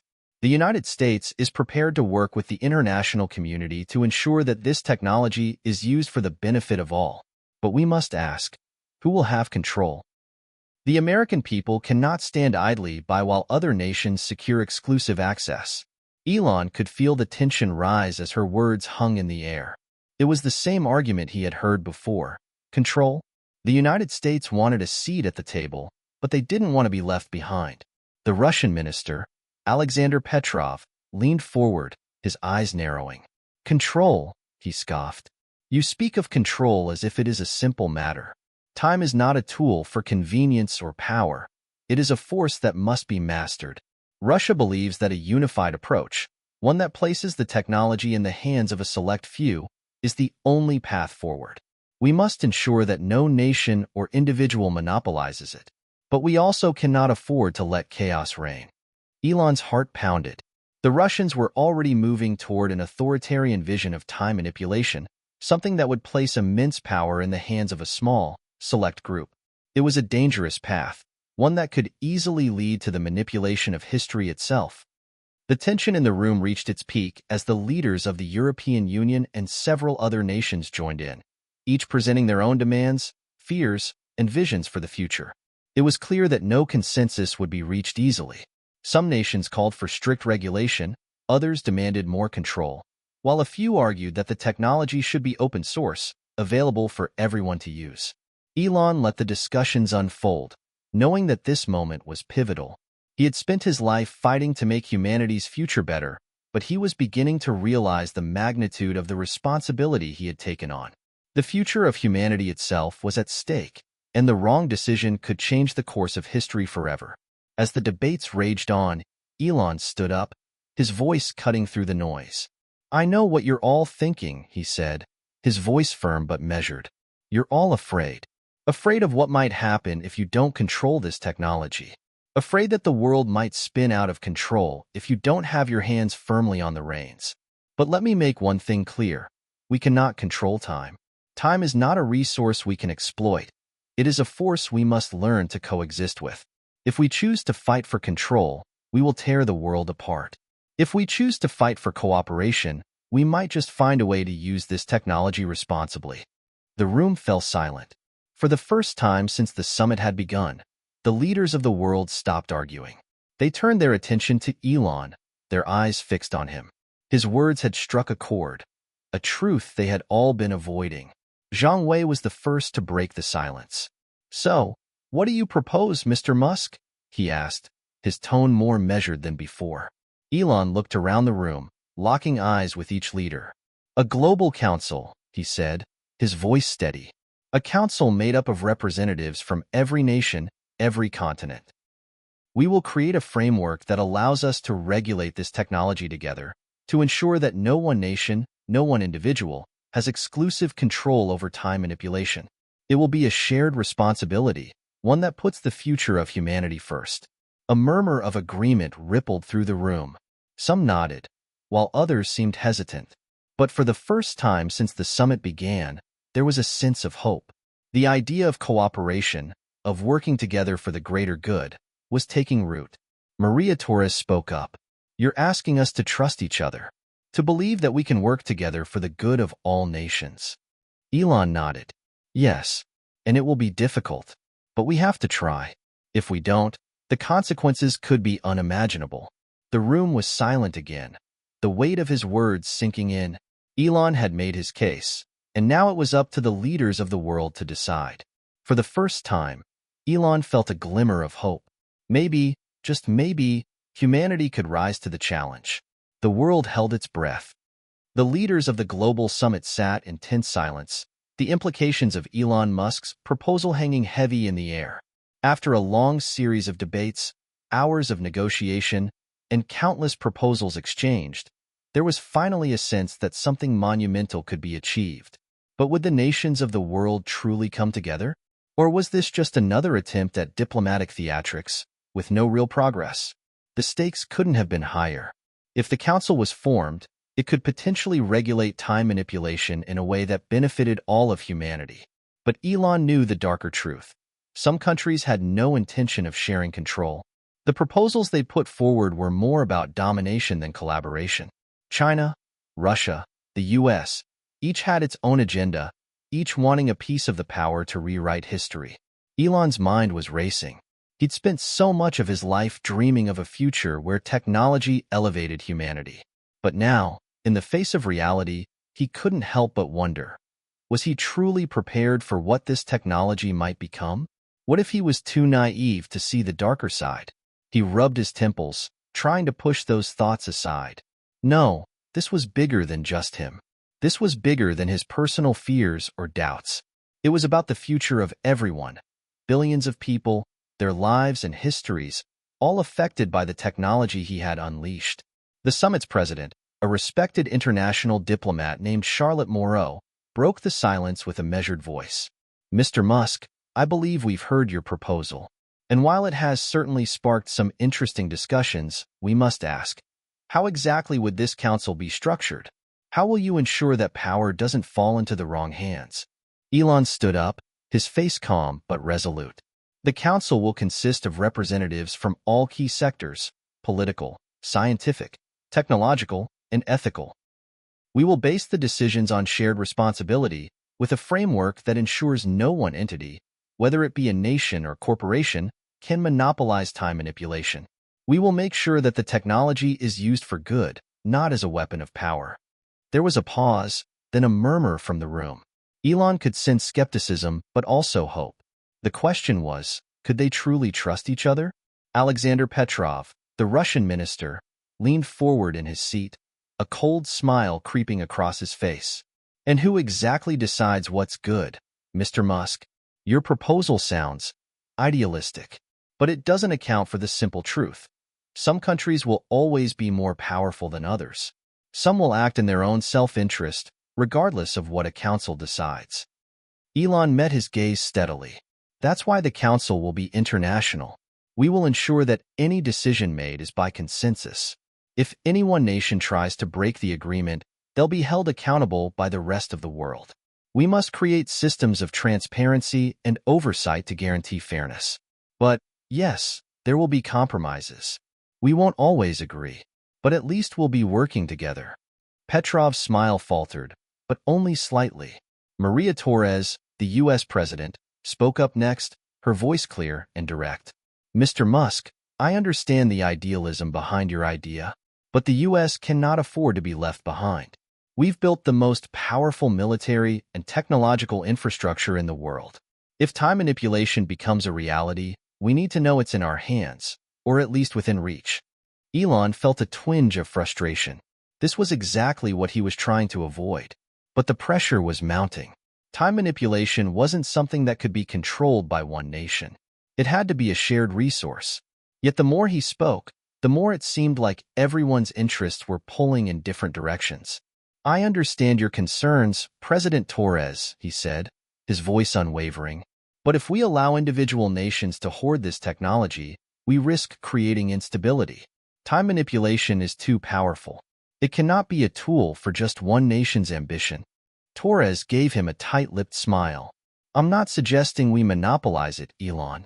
But the reality is that the U.S. will always act in its best interest.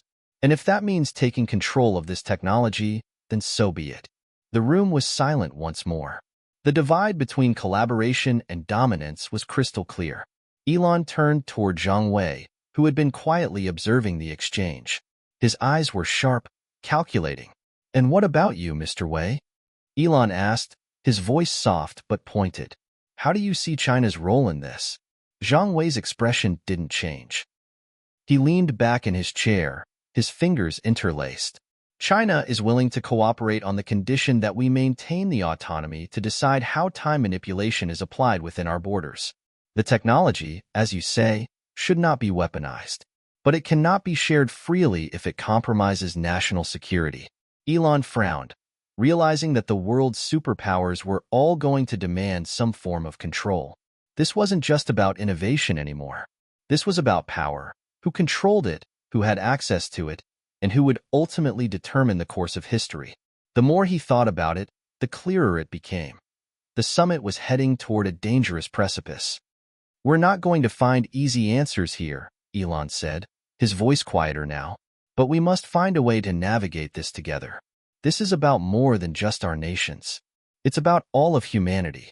The choices we make today will shape the future. Let's not repeat the mistakes of the past. We can do better. The summit continued, but the air had shifted. The discussions became more heated, more impassioned.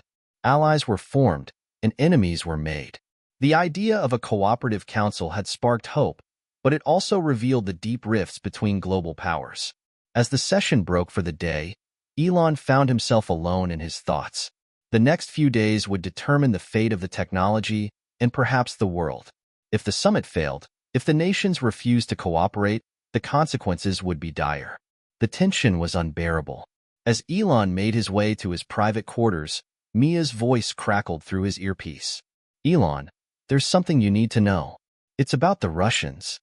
Elon stopped in his tracks. What is it? There's been a leak. Petrov has already started making backdoor deals with several other nations. He's trying to secure exclusive access to the technology. Elon's stomach sank. So it's starting. I knew it.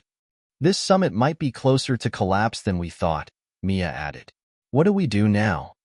Elon took a deep breath. He knew the gravity of the situation. We keep pushing. We can't let this fracture. Not yet. We have to find a way to unite them before it's too late. The following day at the summit was like a storm on the horizon. Tension crackled in the air as world leaders continued to navigate their competing interests. The optimism that had surfaced in the previous session now felt fragile, held together by a thread. Every word spoken, every gesture made, felt like a negotiation of power, not diplomacy. Elon sat at the head of the table, observing the room with a growing sense of urgency. He knew the stakes. This wasn't just a summit about time manipulation anymore. This was about the future of global power. If one nation gained a monopoly on the technology, the balance of the world could be irreparably shifted. Mia's warning about Petrov's backdoor dealings had shaken him. He had hoped that the Russians were playing along for the sake of appearances, but now it was clear they were making moves behind closed doors. There was no time to waste. Every moment counted. As the leaders filed into the room, the atmosphere was colder than ever. Zhang Wei, Maria Torres, and Alexander Petrov entered with guarded expressions, as though preparing for a battle of words. Only Charlotte Moreau, the summit's president, seemed unperturbed, her face the calm in the storm. She stepped forward to begin the day's session. We are here to discuss the next steps for the Global Council and to address the concerns that have emerged, she said, her voice smooth but firm. However, we cannot continue to ignore the growing tension between our nations. We must confront the truth. Some of us are already looking for ways to control this technology to gain an advantage over others. There was an immediate ripple of murmurs throughout the room. Elon could feel his heart rate increase. It was time for him to take control of the conversation before the summit unraveled entirely. I'll speak plainly, Elon began, standing up slowly and making eye contact with each leader in the room. The negotiations here cannot be about which country will hold the most power. They have to be about cooperation, transparency, and shared responsibility. If we continue down the path of secrecy and manipulation, we risk undoing everything we've built. Petrov scoffed from across the table. Cooperation? You've forgotten that the world isn't a utopia, Musk. Some countries, like Russia, will not bend to your idealistic vision. Time is a tool, and it will be wielded by those who are strongest, not those who ask for it nicely. Elon's expression hardened. You're underestimating the danger of what you're proposing, Petrov. Time is not just a tool, it is a force. If you try to use it for selfish gain, it will burn you. And if it burns you, it will burn all of us. The Russian minister leaned back in his chair, his eyes glinting with calculated indifference. Perhaps, but in the end, the strong will survive, and the weak will fall. Elon's words were sharp. That's exactly what I'm afraid of. Maria Torres stood, cutting through the tension with her voice. Enough, she said firmly, her tone steely but composed. We've heard all the arguments, but now we must act. The longer we delay, the more dangerous this situation becomes. Elon knew that she was right. The clock was ticking, and every hour of indecision meant that the divide between the powers of the world would only grow wider. He could see it in their eyes. Each leader was waiting for the other to blink first. But if no one did, the consequences could be catastrophic. Let's be clear about one thing, Torres continued, her eyes sweeping over the room. The United States will not allow this technology to fall into the wrong hands.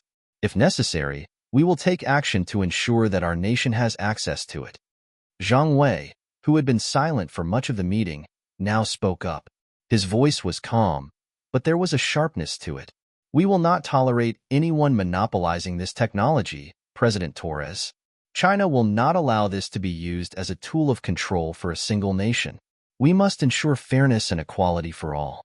The leaders began to argue once more, louder now, their voices rising in frustration.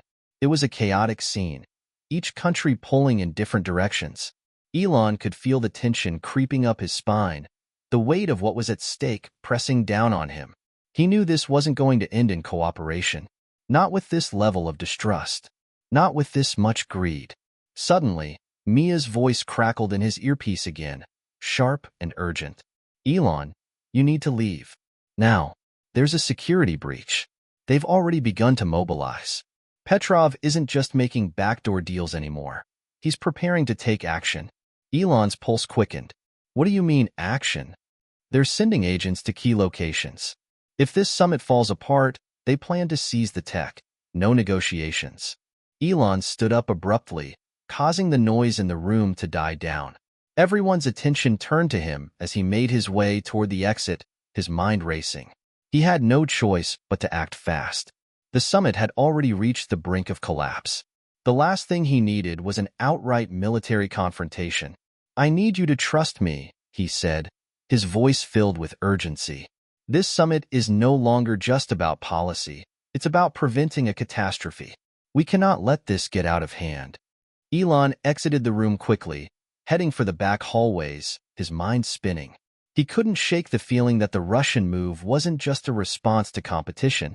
It was a power grab. Petrov had known that time manipulation was the key to future dominance, and he wasn't going to wait for a formal agreement to secure it. But time wasn't on his side. If the Russians were moving now, the rest of the world would be soon to follow.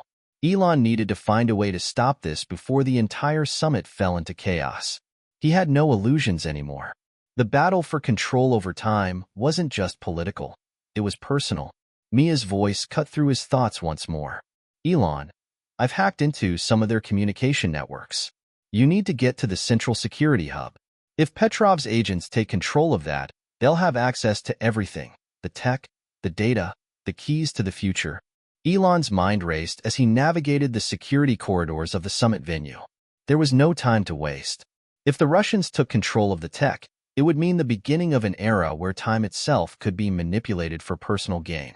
If that happened, the balance of the world would be gone forever. His heart pounded as he neared the security hub. The world was watching. And now, it was up to him to ensure that this pivotal moment didn't become the tipping point that pushed the world into irreversible chaos. Elon Musk's pulse raced as he made his way through the narrow hallways of the summit facility. His thoughts were a blur, each one competing for his attention. The urgency in Mia's voice still echoed in his ears, and he knew he had precious little time to prevent an international disaster. If Petrov's agents gained control of the summit's security hub, they'd have full access to the time manipulation technology. It could change the world in an instant, and not in the way anyone had hoped. As he approached the security hub, Elon's mind raced through contingency plans. How would he get inside? How could he stop Petrov's agents? And more importantly, what would happen if they succeeded? The room he was heading for wasn't just a place for monitoring. It was the control center for the most powerful technology humanity had ever seen. He couldn't afford to let it fall into the wrong hands. Mia's voice broke through his thoughts once again. Elon, they've already started moving toward the hub. The Russians are about 10 minutes away from accessing the control room. The countdown in his head began. 10 minutes. That was all he had. He picked up the pace, his footsteps echoing in the empty hallway. The summit facility was a sprawling complex, its sleek, modern architecture designed to be both impressive and intimidating. But right now, all that mattered was getting to the security hub before it was too late. Reaching a set of double doors, Elon glanced over his shoulder. He was alone, which gave him a small sense of relief. If anyone saw him sneaking around, it could spark suspicion. But in this moment, he couldn't afford to be seen. The stakes were too high. He pushed the doors open carefully, revealing a small, high-tech room filled with screens and monitoring equipment. The hum of machinery filled the space, the soft glow of the monitors casting an eerie light over the sterile interior. At the far end of the room, there was a locked door that led to the central control system. Elon knew that was his next destination. As he moved toward the door, his earpiece crackled to life again. Elon, they're almost there. You need to act fast. The Russians have a team in the security room, and they've just disabled some of the internal cameras. Elon's stomach twisted. The Russians were already inside the security system, trying to cover their tracks. Every minute that passed made the situation more dangerous. His fingers moved to the control panel beside the door.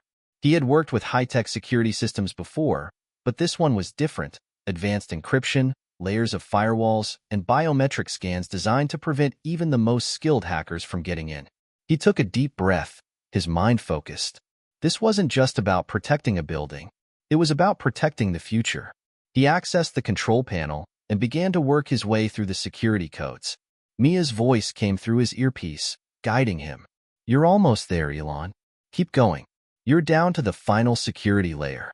Just as his fingers hovered over the final key to bypass the security, the door to the room creaked open and a figure stepped inside. Elon spun around, his heart racing. It was Petrov. The Russian minister stood in the doorway, a smirk on his face. Behind him, two of his agents entered the room, their eyes scanning the surroundings with cold precision. The atmosphere shifted from tense to downright dangerous. Elon's heart sank. You shouldn't have come here, Musk, Petrov said, his voice low and mocking. You've wasted your time. This is already over. Elon's mind scrambled for an answer. He couldn't let Petrov gain control of the system, not when the world was depending on him. He had to stall, to find a way out.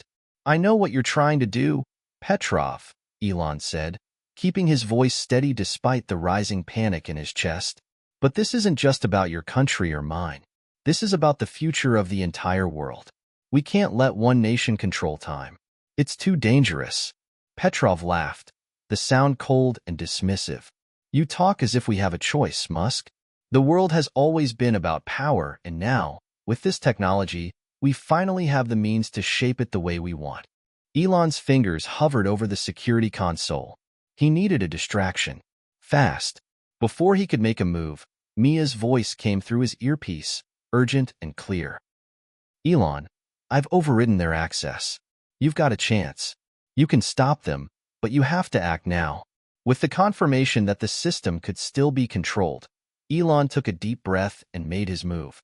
In one swift motion, he slammed his palm down on the control panel, sending a pulse through the system that temporarily disabled the Russian agent's access.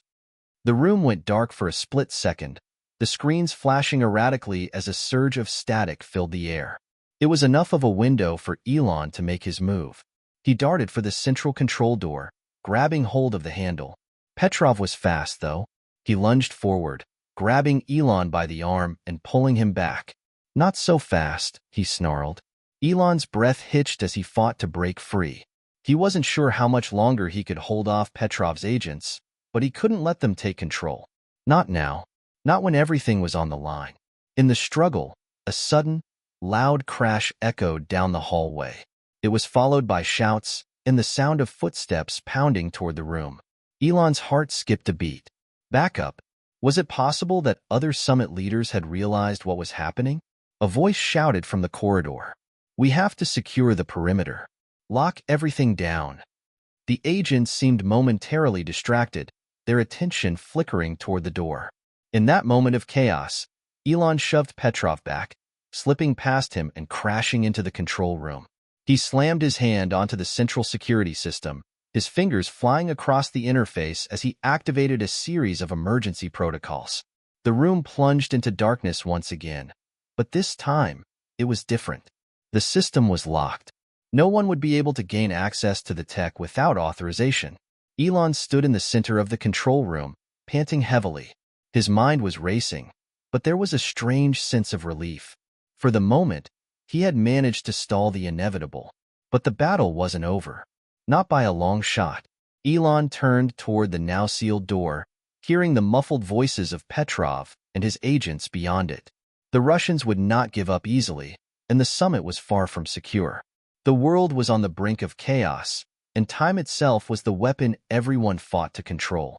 But Elon wasn't about to let it slip through his fingers. The dimly lit security room hummed with tension, its screens now a blur of static and flashing lights. Elon's heart raced as he watched the access controls blink intermittently, reflecting the chaos unfolding both inside the summit and outside in the world beyond. Petrov's agents were locked out, but Elon knew this was only a temporary victory. His earpiece crackled again. Mia's voice was clear but urgent. Elon, they're not backing down. The Russians are moving in from all sides. You've got about 15 minutes before they try again. Elon gritted his teeth. I need to get out of here. We're not done yet, Mia. They'll find another way in.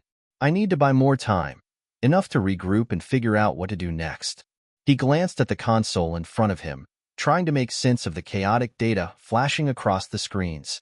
His fingers flew over the keys, attempting to override the emergency shutdown process. He had to keep Petrov's agents from gaining access, and fast. If he failed, the repercussions would be disastrous. Understood, Mia responded. I've sent a backup plan to your device. It should give you the edge you need to disrupt their systems long enough for you to get out. But you've got to move quickly. The world's eyes are on this summit, and we can't afford another breach. Elon took a deep breath, closing his eyes for a moment as the weight of the situation pressed down on him. This wasn't just about time technology anymore. It was about survival. Global survival. If Petrov gained control, there was no telling how he would use the time manipulation capabilities. It could be a tool for oppression, a weapon that could reshape history itself. As Elon powered down the system's backup generators, the hum of the room gradually softened, and the screens went dark, leaving only the sound of his breathing. He turned on his heel, heading toward the back exit. He couldn't stay in the control room. The Russians would be back in force, and this was no place for a standoff. He had to get to the summit's war room, where other world leaders were waiting. Time was running out. He sprinted through the labyrinthine halls of the summit complex, the adrenaline in his veins pushing him forward. The once pristine corridors, which had felt so secure just hours earlier, now felt like a maze of impending threats. Every turn brought him closer to the unknown. Would he find allies or enemies in the war room? Would the other leaders be willing to work together, or had the summit already fractured beyond repair? As he reached the heavy doors of the war room, he hesitated for a moment, listening.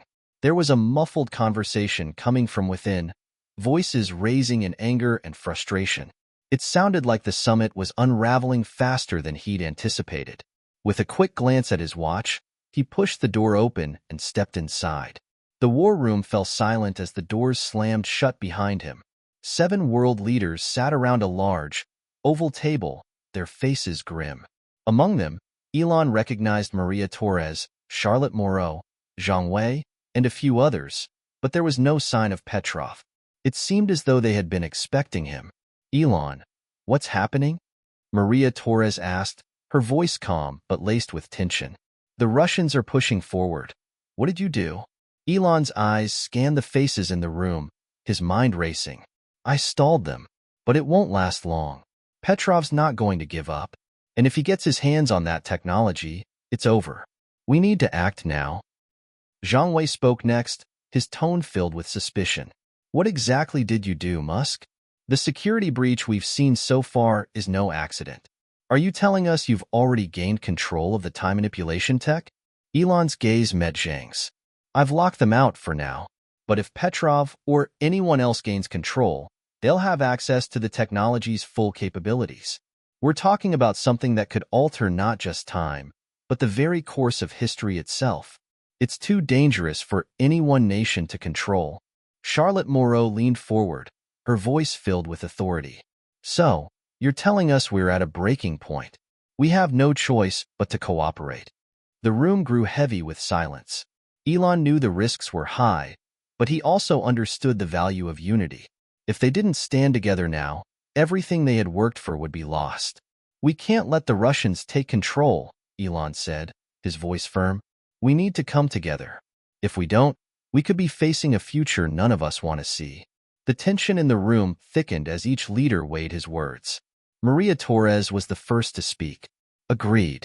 We cannot afford to let one nation monopolize time manipulation. We need a solution, and we need it fast. Elon's heart raced as he scanned the room, looking for allies. Maria's support was crucial, but he needed more.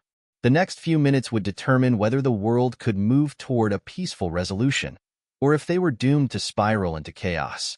There's one thing that might work, Elon said, his voice steady despite the gravity of the situation. We can use the backup system to establish a global safety net, a temporary halt to any further access to the technology until we can work out a new agreement. Zhang Wei scoffed. A global safety net?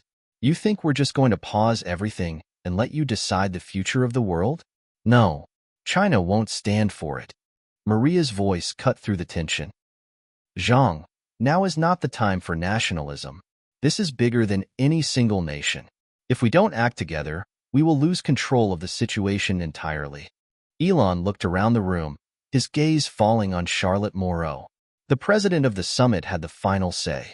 She would be the one to decide whether they could come to an agreement, or whether they would all spiral further into conflict. I'm with Elon, Charlotte said, her tone resolute. We've come too far to let this slip through our fingers. We need a global response, and we need it now. I will propose a temporary halt on all further time manipulation access until we can establish a more secure system. But we'll need the cooperation of every nation here. There was a long pause as the leaders exchanged glances. It was a gamble, but it was the only choice they had left. One by one, the leaders nodded in agreement. A fragile coalition was forming, but it was enough to move forward. Elon let out a breath he hadn't realized he was holding. For the first time in days, he allowed himself to feel a sliver of hope. They had a chance, but it wouldn't last forever. They would need to act fast, before Petrov and his agents returned. But for now, they had bought themselves some time. Elon's mind was still reeling from the tense standoff in the war room. It wasn't often that he found himself in the position of relying on the cooperation of others, but the stakes were too high to go it alone. The summit leaders had agreed to the temporary halt on time manipulation access, an unprecedented decision that could change the course of history. But as soon as they'd reached the agreement, Elon knew the real work was just beginning. The world's attention was now squarely on the summit, and Petrov's forces weren't the only threat looming. Beneath the surface, there were darker forces at play, forces that had been quietly maneuvering behind the scenes, waiting for the right moment to strike. And as Elon paced through the narrow corridors of the summit facility, he couldn't shake the feeling that they had only scratched the surface of the true conspiracy. Mia's voice crackled in his earpiece, interrupting his thoughts. "Elon, you need to get to the command center. There's been a security breach. We don't know who it is yet, but they've bypassed all the secondary systems." Elon's stomach dropped. Another breach? How was that possible? The backup systems had been solidly encrypted. "I'm on my way," he responded, trying to keep his voice calm. His mind was already racing ahead, calculating possible threats and how to counter them. Every moment that passed without an answer was a moment in which they were vulnerable. As he reached the command center, he found several of the summit's top security officers gathered around a large display, their faces pale with worry. The screens flickered erratically, showing static in place of the usual live feeds. He stepped into the room, feeling the weight of their collective anxiety. "What happened?" Elon demanded, his voice sharp. One of the officers, a tall man with short-cropped hair, turned toward him. "We've been hacked. It's not just Petrov's team anymore. Someone else is pulling the strings." Elon's heart skipped a beat. "Who?" "We don't know yet, but it's big. Someone with access to military-grade technology." Elon scanned the screens. The hacking wasn't just limited to the summit. It was global. Whoever was behind this had the capability to manipulate communications, override security systems, and potentially even control key infrastructure. It was a nightmare scenario. The officer continued, "We've isolated the breach, but it's unlike anything we've seen before. It's as if they have their own network running beneath ours." Mia's voice came through again, her tone urgent. "Elon, you need to listen to me. This isn't just about time manipulation tech anymore. There's a larger plot at work. I've been digging into the data, and I think I found something." Elon's pulse quickened. "What is it?" Mia hesitated, and he could hear her breathing heavily on the other end. "I can't explain it all right now, but I think someone inside the summit has been working with Petrov, maybe even longer than we thought." The realization hit him like a ton of bricks. A mole. Someone within the summit was orchestrating this entire chaos from the inside. It was the perfect plan. Create global instability, access the time manipulation technology, and control the future. Elon's thoughts flashed back to earlier conversations with the other world leaders. Was there anyone he could trust completely? Maria Torres, Charlotte Moro, Zhang Wei? Were they all playing their parts? Or was there someone else at the table pulling strings? "Who's behind this?" Elon demanded, his voice cold with urgency. Mia's voice trembled as she spoke. "I'm not sure yet, but I'm digging deeper. I need more time. I'll send you the data as soon as I've confirmed it." Elon nodded, but his mind was already working ahead. He couldn't afford to wait. The longer he delayed, the more entrenched the conspiracy would become. He had to find the traitor before it was too late. "Elon," the officer said, interrupting his thoughts, "we've been able to trace the breach to one of the summit's lower-level communications hubs. If we don't shut it down now, they could gain access to the mainframe." Without hesitation, Elon grabbed a nearby tablet, quickly assessing the security protocols and mapping out the most efficient route to the communications hub. The room was filled with a sense of urgency, but he remained focused. The next few moments would determine whether or not they could stop the attack before it spiraled further out of control. "I'll take care of it," Elon said, his voice steady. "You focus on locking down the system. No one gets through without clearance." With the plan in motion, Elon headed out of the command center. The corridors were eerily silent, the low hum of the facility's ventilation system the only sound as he made his way toward the communications hub. As he walked, he couldn't shake the growing sense of dread. Who inside the summit could be working with Petrov, and why? His mind turned over the possibilities, but each one felt like a dead end. Every leader had their own motivations, but none seemed like they were capable of orchestrating something so intricate. Was it someone from the military delegation? Perhaps one of the tech teams? Or worse, someone who had been planted long ago, biding their time until the moment was right? His thoughts were interrupted by a soft ping from his tablet. A new message from Mia. I found something. I think it's your worst fear. Elon's fingers hovered over the screen as he read the message. He didn't have time to decipher it now, but he knew one thing for certain. They were running out of time, and if they didn't move fast, everything they were trying to protect would be destroyed. He reached the communications hub just in time to see a group of Summit security personnel scrambling to seal off the area. The doors were locked tight, and the screens inside flickered erratically, flashing corrupted data. We can't stop them, one of the officers shouted, his voice laced with panic. They're already inside. Elon pushed past them, swiping at the security panel. The system buzzed and beeped in protest, but he was relentless. His fingers worked quickly, overriding the failed protocols with an intensity born from desperation. The doors finally slid open, revealing a room that had once been an impenetrable stronghold for the Summit's most sensitive data. Now, it was a mess of flashing lights, code running wild, and an eerie sense of foreboding. He stepped inside, scanning the chaos. Someone had been here before him. Someone who knew exactly what they were doing. The room felt like a pressure cooker, the air thick with static as the corrupted data flickered across the screens. Elon stood motionless for a moment, analyzing the chaos in front of him. The breach had already been initiated. Someone was inside, and the damage was already done. But who? And why? His heart raced as his eyes scanned the room, trying to make sense of the increasingly erratic data flow. The attack wasn't random. Whoever had done this knew exactly what they were after. This wasn't just about hacking into a system. It was about control. Control of the technology that could reshape the world. Control of the Summit itself. Elon's fingers flew across the keyboard, pulling up diagnostic data and trying to isolate the point of the breach. He needed to figure out how deep this went and how to stop it. Every second counted. The door to the communications hub slammed open behind him, and a familiar voice echoed in the room. Elon. Maria Torres' voice was urgent, laced with panic. We've got a bigger problem. Petrov's agents are already moving into the Summit. They've breached the perimeter. Elon turned, his jaw tightening. I know. We're running out of time. I'm trying to track the breach and shut it down, but it's worse than we thought. This is a coordinated attack, Maria. Someone on the inside is helping Petrov. Maria's eyes narrowed as she stepped closer. Who? I don't know yet, Elon said, his voice tight. But whoever they are, they're more than just a mole. They're pulling the strings, and they've gained access to our most secure systems. Maria's face flushed with disbelief. You're saying someone at the Summit is behind this? Elon nodded grimly. I have no other explanation. They know exactly how to manipulate the systems, how to keep us on edge. It's not just about access to the tech. It's about destabilizing everything we've worked for. He took a deep breath, trying to focus. The sense of urgency was suffocating. He couldn't afford to get caught up in paranoia.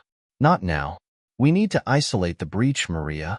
If we don't, Petrov will have control of the Summit in less than an hour. Maria moved to one of the terminals, typing in a series of commands. The screens flickered again, and a large map of the Summit complex appeared. It highlighted the areas where Petrov's forces were closing in.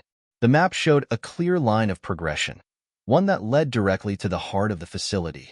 The Summit's mainframe. We've got to stop them before they reach the core, Maria said, her voice firm. If they get to the mainframe, it's over.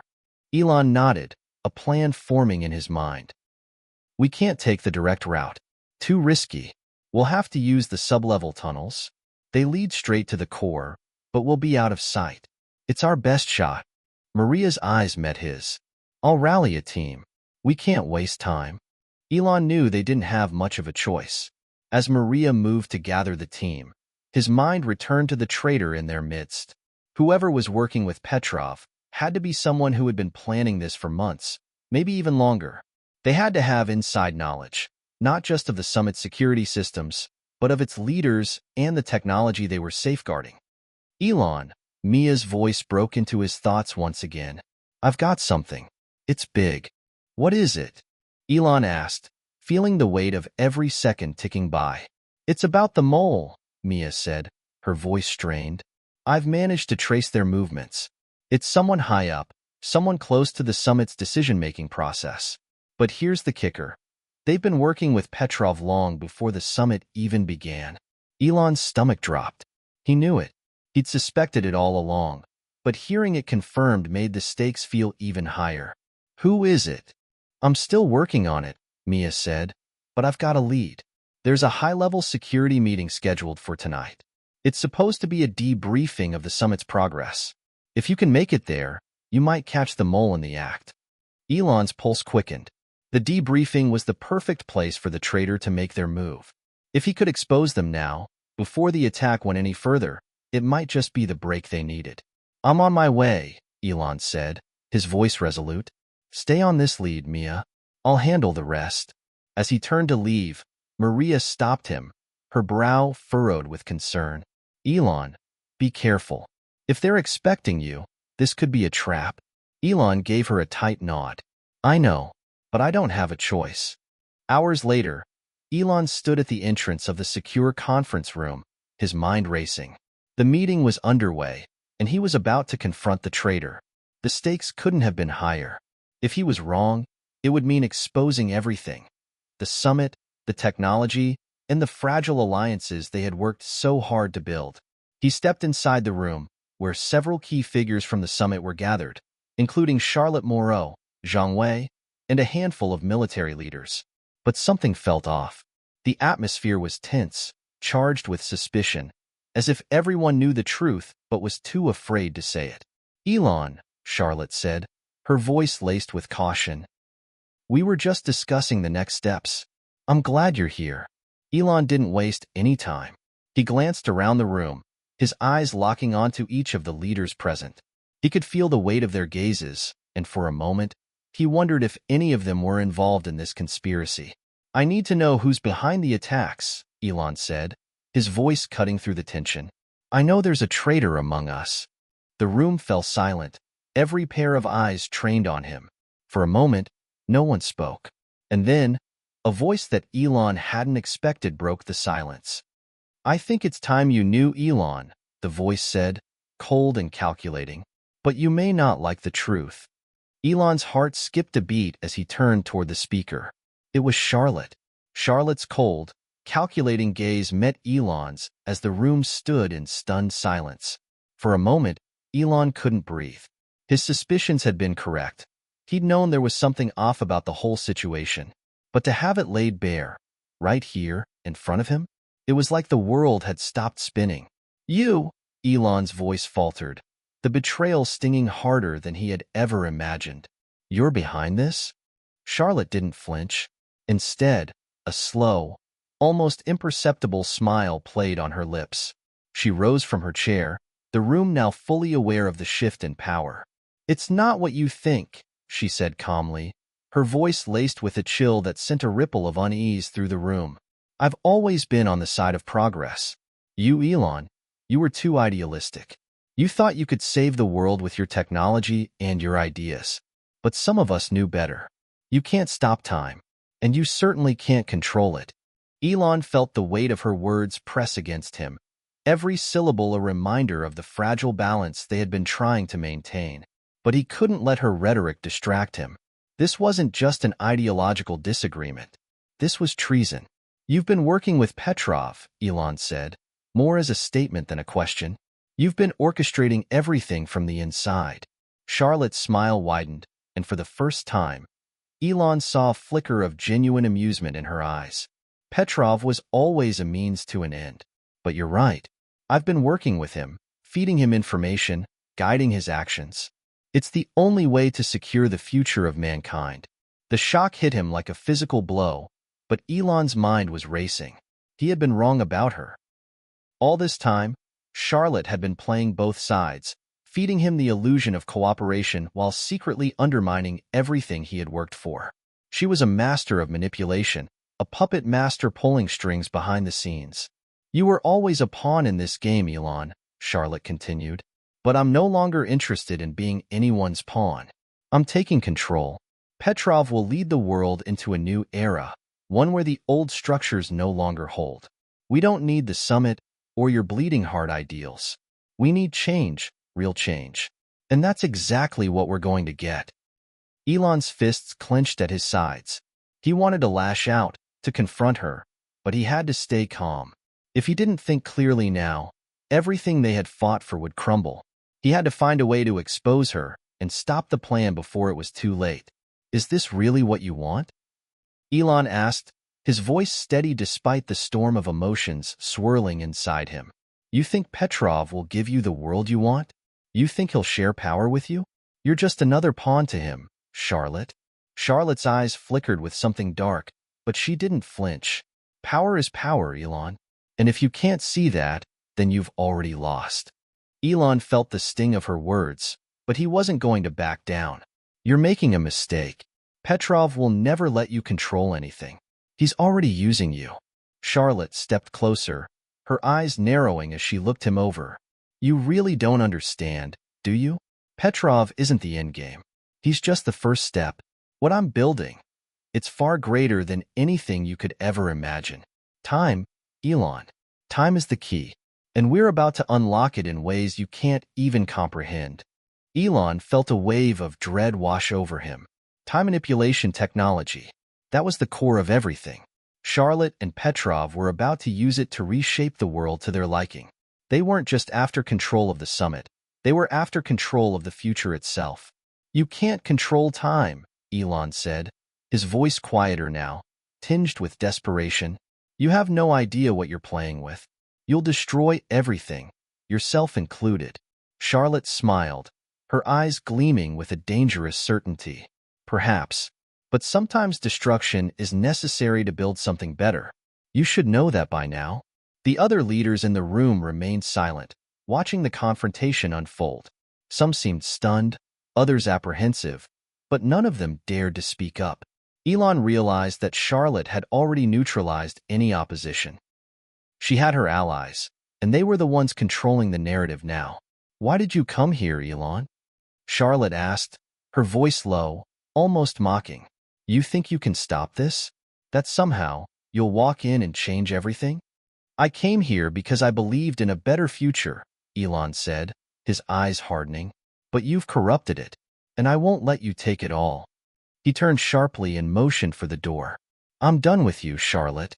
As he made his way out, the weight of her betrayal gnawed at him. He had trusted her. She had been his confidant, someone he had fought alongside for years. To know that she had been working against him, all along, made him question everything. Had anyone around him ever been truly loyal? Or had they all been waiting for the moment to betray him? His mind raced, but there was no time to dwell on the betrayal. There was a new, more immediate threat now. Petrov was closing in on the summit. Charlotte's coup was just the beginning. Outside the conference room, Maria was waiting. Her eyes narrowed as she saw the expression on Elon's face. What happened? It's worse than I thought, Elon muttered. Charlotte's behind this. She's working with Petrov, pulling the strings from inside. Maria's face hardened, her fists clenched. We need to act fast.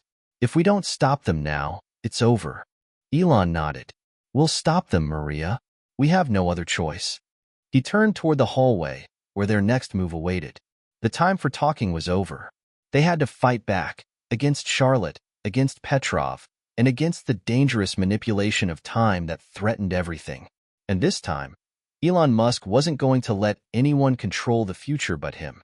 The corridors of the summit complex echoed with the hurried footsteps of Elon and Maria as they moved quickly through the dimly lit hallways. The air felt dense, charged with a sense of impending doom. Every moment counted.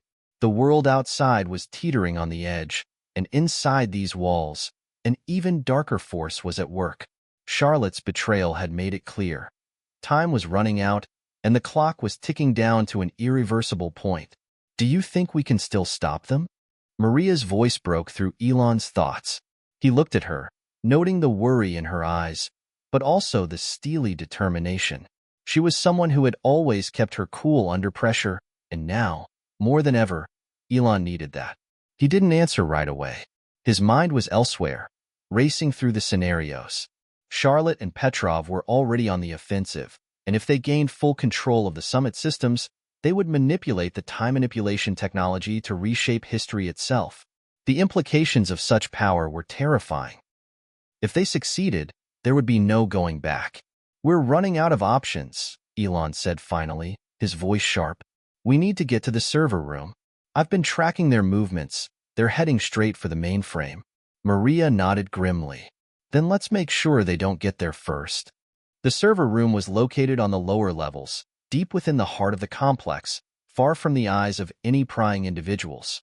It was a labyrinth of concrete and steel, designed to be nearly impenetrable.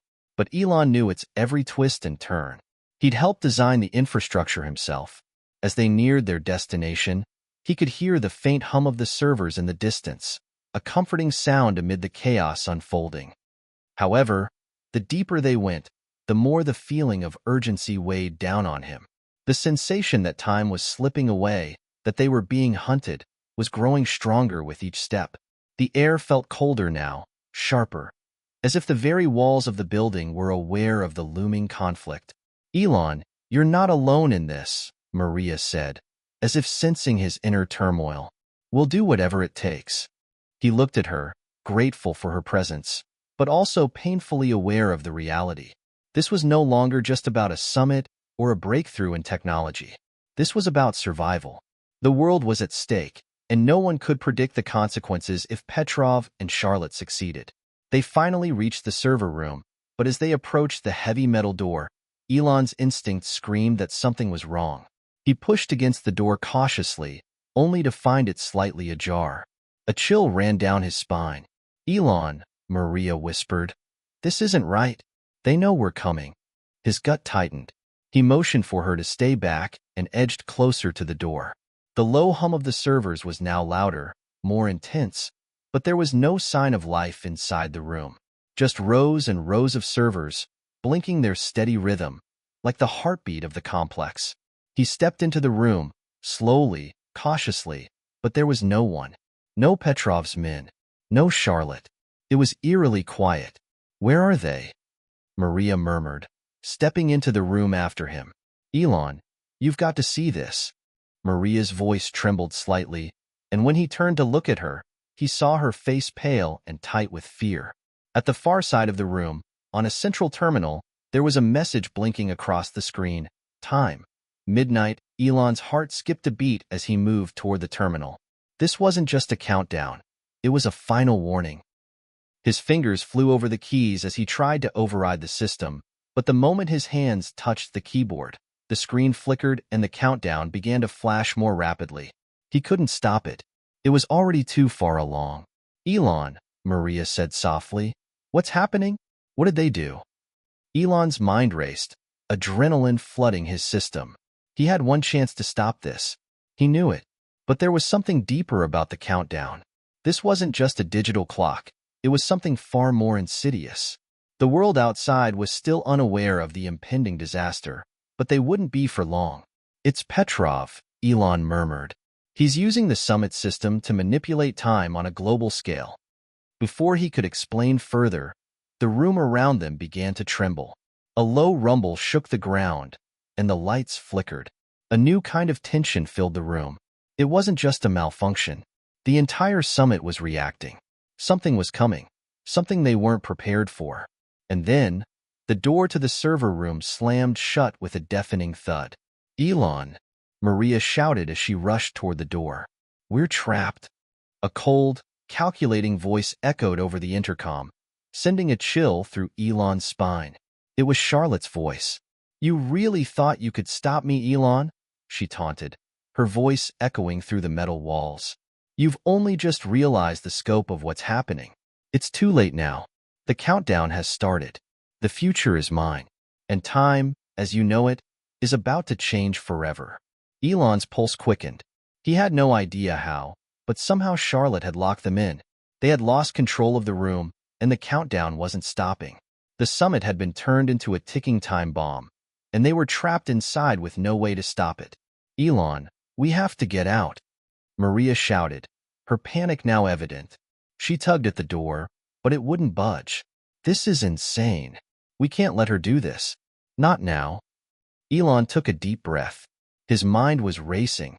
He couldn't allow himself to give in to panic. If there was one thing he had learned in his life, it was that you never gave up, no matter how dire things seemed. "We need to find the main control terminal," Elon said, his voice calm despite the panic building inside him. "If we can access it, we can override the countdown. We can stop her." Maria nodded, and together, they sprinted towards the far end of the room, hoping beyond hope that it wasn't too late. But as they neared the terminal, the countdown reached 0. And then, everything stopped.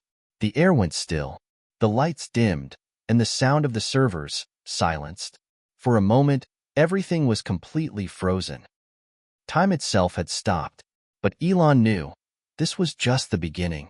The world around Elon and Maria stood still, suspended in an eerie, unnatural silence. The air felt thick, heavy with the weight of what had just transpired. The once steady hum of the servers was gone, replaced by an almost oppressive stillness. The countdown had hit 0, and with it, something far greater had been unleashed. "Elon," Maria's voice, though soft, carried an edge of panic. "What's happening? What did she do?" Elon's mind raced. Time itself had stopped. He could feel it, the absence of movement, the lack of progression.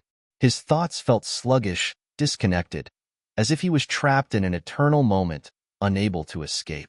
He glanced around, but there was no sign of anyone or anything moving. It was as if the entire world had been frozen.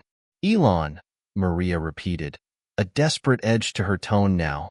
"Please, tell me you know what's going on." He turned to her, his face grim. This is what Charlotte was after. Petrov's technology, he's been perfecting it. They've used the summit to access the core system. It's not just controlling time here. It's controlling time everywhere. This is a global freeze.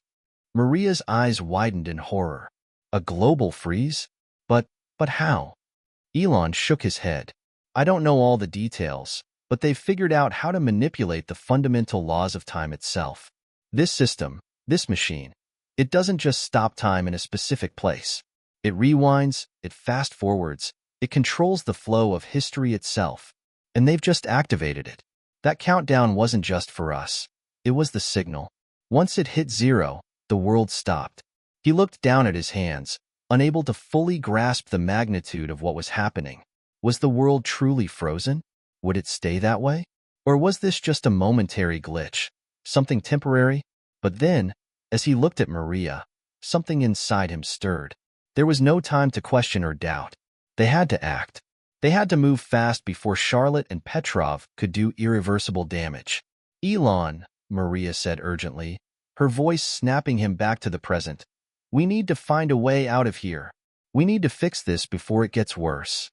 Elon nodded, his thoughts already moving to their next course of action. "We can't fix it yet, not if time's frozen. We need to find a way to access the core override. If we can disable the system, we can reverse this, but it won't be easy. We have to get to the mainframe." The mainframe was the heart of the time manipulation system, the place where Charlotte and Petrov had initiated the global freeze. It was heavily guarded, almost impossible to reach, but Elon had been to its depths once before. And now, with the whole world frozen, it was their only hope. Together, they moved quickly through the still, lifeless halls. The once bustling complex now seemed like a ghost town. The lack of movement was unsettling. The world outside had come to a complete standstill. No cars, no people, nothing. It was as though time itself had folded in on itself. As they approached the door leading to the mainframe room, Elon stopped. "Maria, we have to be careful. Once we access the core, Charlotte will know. She's probably watching, waiting for us to make a move." Maria nodded, steeling herself for the confrontation to come. "Then we don't give her the satisfaction of knowing we're coming. We get in, we get out, and we stop this before it's too late." Elon's eyes burned with determination. This wasn't just about stopping Charlotte or Petrov anymore. This was about saving humanity. The very fabric of reality was at stake, and the longer they delayed, the greater the risk of irreversible destruction. They reached the door to the mainframe room, and Elon placed his hand on the control panel. For a brief moment, he hesitated, his thoughts flashing back to the summit, to the leaders who had trusted him, to the friendships he had forged. Everything was hanging in the balance now. The world they knew, everything they had fought for, was on the line. The door slid open with a soft hiss, revealing the dark, cavernous interior of the mainframe room. Inside, rows of computers hummed, their screens still illuminated despite the fact that time itself had stopped. "Elon," Maria whispered, her voice barely audible. "This is it?" He nodded grimly. "We've got one shot at this." As they stepped inside, Elon moved toward the central terminal. The blinking lights of the mainframe screens seemed to mock them in the stillness. His fingers hovered over the keyboard, and for a moment, everything felt suspended, like the universe itself was holding its breath. He typed quickly, attempting to break into the system. The keys responded sluggishly, as if even the digital world had been frozen in time. But then, as he pressed the final key, the screen flickered. The countdown that had once ruled the room began to display strange symbols, shifting patterns. "Something's happening," Maria said, her voice a mix of hope and fear. "Is it working?" Elon didn't respond. His focus was absolute, his heart pounding in his chest. The system was fighting back, but he was determined to push through.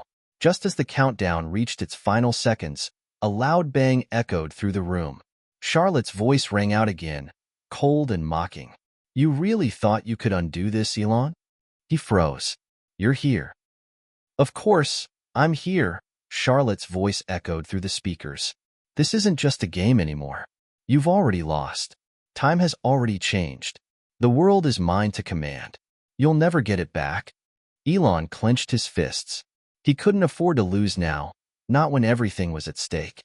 "We're not done yet, Charlotte," he said, his voice steady. "We've only just begun." But as the final moments of the countdown approached, the world around them began to tremble once more. Elon had no idea whether they were about to succeed, or if this was the end of everything. The clock was ticking, and they were running out of time. Would they be able to stop Charlotte's manipulation of time? Or was the world doomed to remain frozen forever? The world trembled again. The countdown that had once been a looming terror seemed now to mock them as it continued ticking relentlessly, its rhythm becoming more urgent with every passing second. Elon's heart pounded in his chest, his pulse thundering in his ears. Every fiber of his being screamed that time was about to snap, to break apart, and they would be too late to stop it. Charlotte's voice echoed through the speakers one more time, a cold, calculated mockery that sent a shiver through Elon's spine. "You think you can defeat me? You think you can stop time itself? It's already too late, Elon. The system has been activated, and once it's in motion, there's no turning back." But Elon refused to give in. His fingers moved quickly across the keys, overriding one system after another. Every keystroke was like a battle against an invisible force trying to drag him under. His mind was sharp, focused. The idea of failure was simply not an option. He couldn't let it be.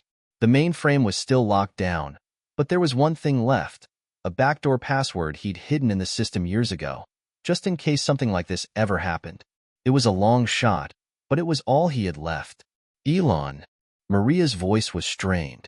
She was standing by the door, keeping a watchful eye on the surrounding space. "You have to hurry. We don't have much time." He didn't answer. His mind was already racing through the numbers, the algorithms, the code. Sweat dripped down his face as he typed in the final sequence of numbers. With a flicker, the screen changed. The countdown stopped for a brief moment, as if the system itself was confused by the sudden interruption. Then, a new message flashed on the screen. "Override successful. System shutdown initiated." The room went deathly quiet for a moment, as if the world itself was holding its breath. "Elon," Maria whispered, her voice trembling with both relief and fear. "Did we do it?" Elon took a deep breath, his eyes fixed on the screen. The words on the display flickered for a moment, and then the countdown vanished completely. Time, for the briefest of moments, seemed to freeze, and then, with a sudden, sharp pulse, the entire system began to shut down. "I think," Elon started, his voice barely a whisper, "I think we did it." But as the hum of the machines began to slow and the lights in the room flickered out, Elon felt an unsettling sense of déjà vu. Something was wrong. The air felt colder than before. The countdown had stopped, yes, but there was something else happening. Suddenly, the walls around them seemed to distort. The familiar hum of the servers was replaced by a low, dissonant ringing, like the sound of an alarm echoing through the very fabric of reality. "Elon," Maria cried out, her voice edged with panic. "Something's not right." Elon turned to her, his stomach twisting with a cold sense of dread. The temperature in the room dropped sharply, and he felt a strange sensation in his chest, a pressure building as if the very concept of time itself was warping around them. The machines stopped. The lights flickered out one by one. The world outside, frozen in time for so long, now seemed to pulse with an eerie, unnatural rhythm. The countdown had stopped, but it wasn't over. Suddenly, a bright flash filled the room. The walls, the floors, everything around them seemed to dissolve into light. Elon shielded his eyes, feeling his body jerk back as if the world were being yanked away from him. Then, there was nothing. The room, the summit, the entire complex, was gone. For a split second, Elon thought he had lost his mind. But then, a voice, a familiar voice, cut through the darkness. "Elon, Maria." It was Charlotte, but she wasn't in the room with them. No, this was different. The voice echoed through their minds as if it were in their very thoughts. "You thought you could stop me?" Charlotte's voice was calm, cold. "You thought you could play with time and win? You've just triggered a far more powerful system. A system that is no longer bound by the rules of this reality. I told you, Elon, time cannot be contained." Suddenly, a vision of the world outside appeared before them, projected like a hologram. Elon's eyes widened in disbelief as he saw the chaotic consequences of what had just happened. The world was no longer frozen in time. It had fragmented. Entire cities were suspended in the air, floating in a twisted, unnatural orbit. Time itself had splintered, unraveling into countless timelines, each running at different speeds, colliding and overlapping with each other. People were frozen in mid-motion, their expressions frozen in horror or confusion. It was as though they were trapped in a never-ending loop, each moment stretching on for eternity. "Elon, this," Maria gasped, her voice thick with disbelief. "This isn't possible. We caused this." Charlotte's laughter echoed in their minds again, this time more menacing. "You had no idea what you were dealing with, did you? The power to manipulate time isn't just a tool, it's a force. And once it's unleashed, there's no going back." Elon's heart raced. He knew this was the moment, the last moment, the one that would define everything. But they still had one chance to fix it. "Elon, we have to stop this," Maria said urgently, her voice filled with resolve. "We can't let Charlotte win. We need to find a way to fix the timelines." Elon took a deep breath, his mind racing. The world had shattered, yes, but it wasn't beyond saving. He had to believe that. He had to believe that they could still restore balance. "This isn't over yet," Elon said, his voice steady despite the overwhelming odds. "We can fix this. We have to." With a final glance at the shattered reality before them, Elon reached forward, knowing that the next choice they made would either save the world or condemn it to endless chaos. As the last fragment of time hung in the balance, they stepped forward into the unknown. Hit subscribe and leave a comment with where you're watching from. This story might just spark a new beginning. What's one thing that always pushes you forward, even when things get tough?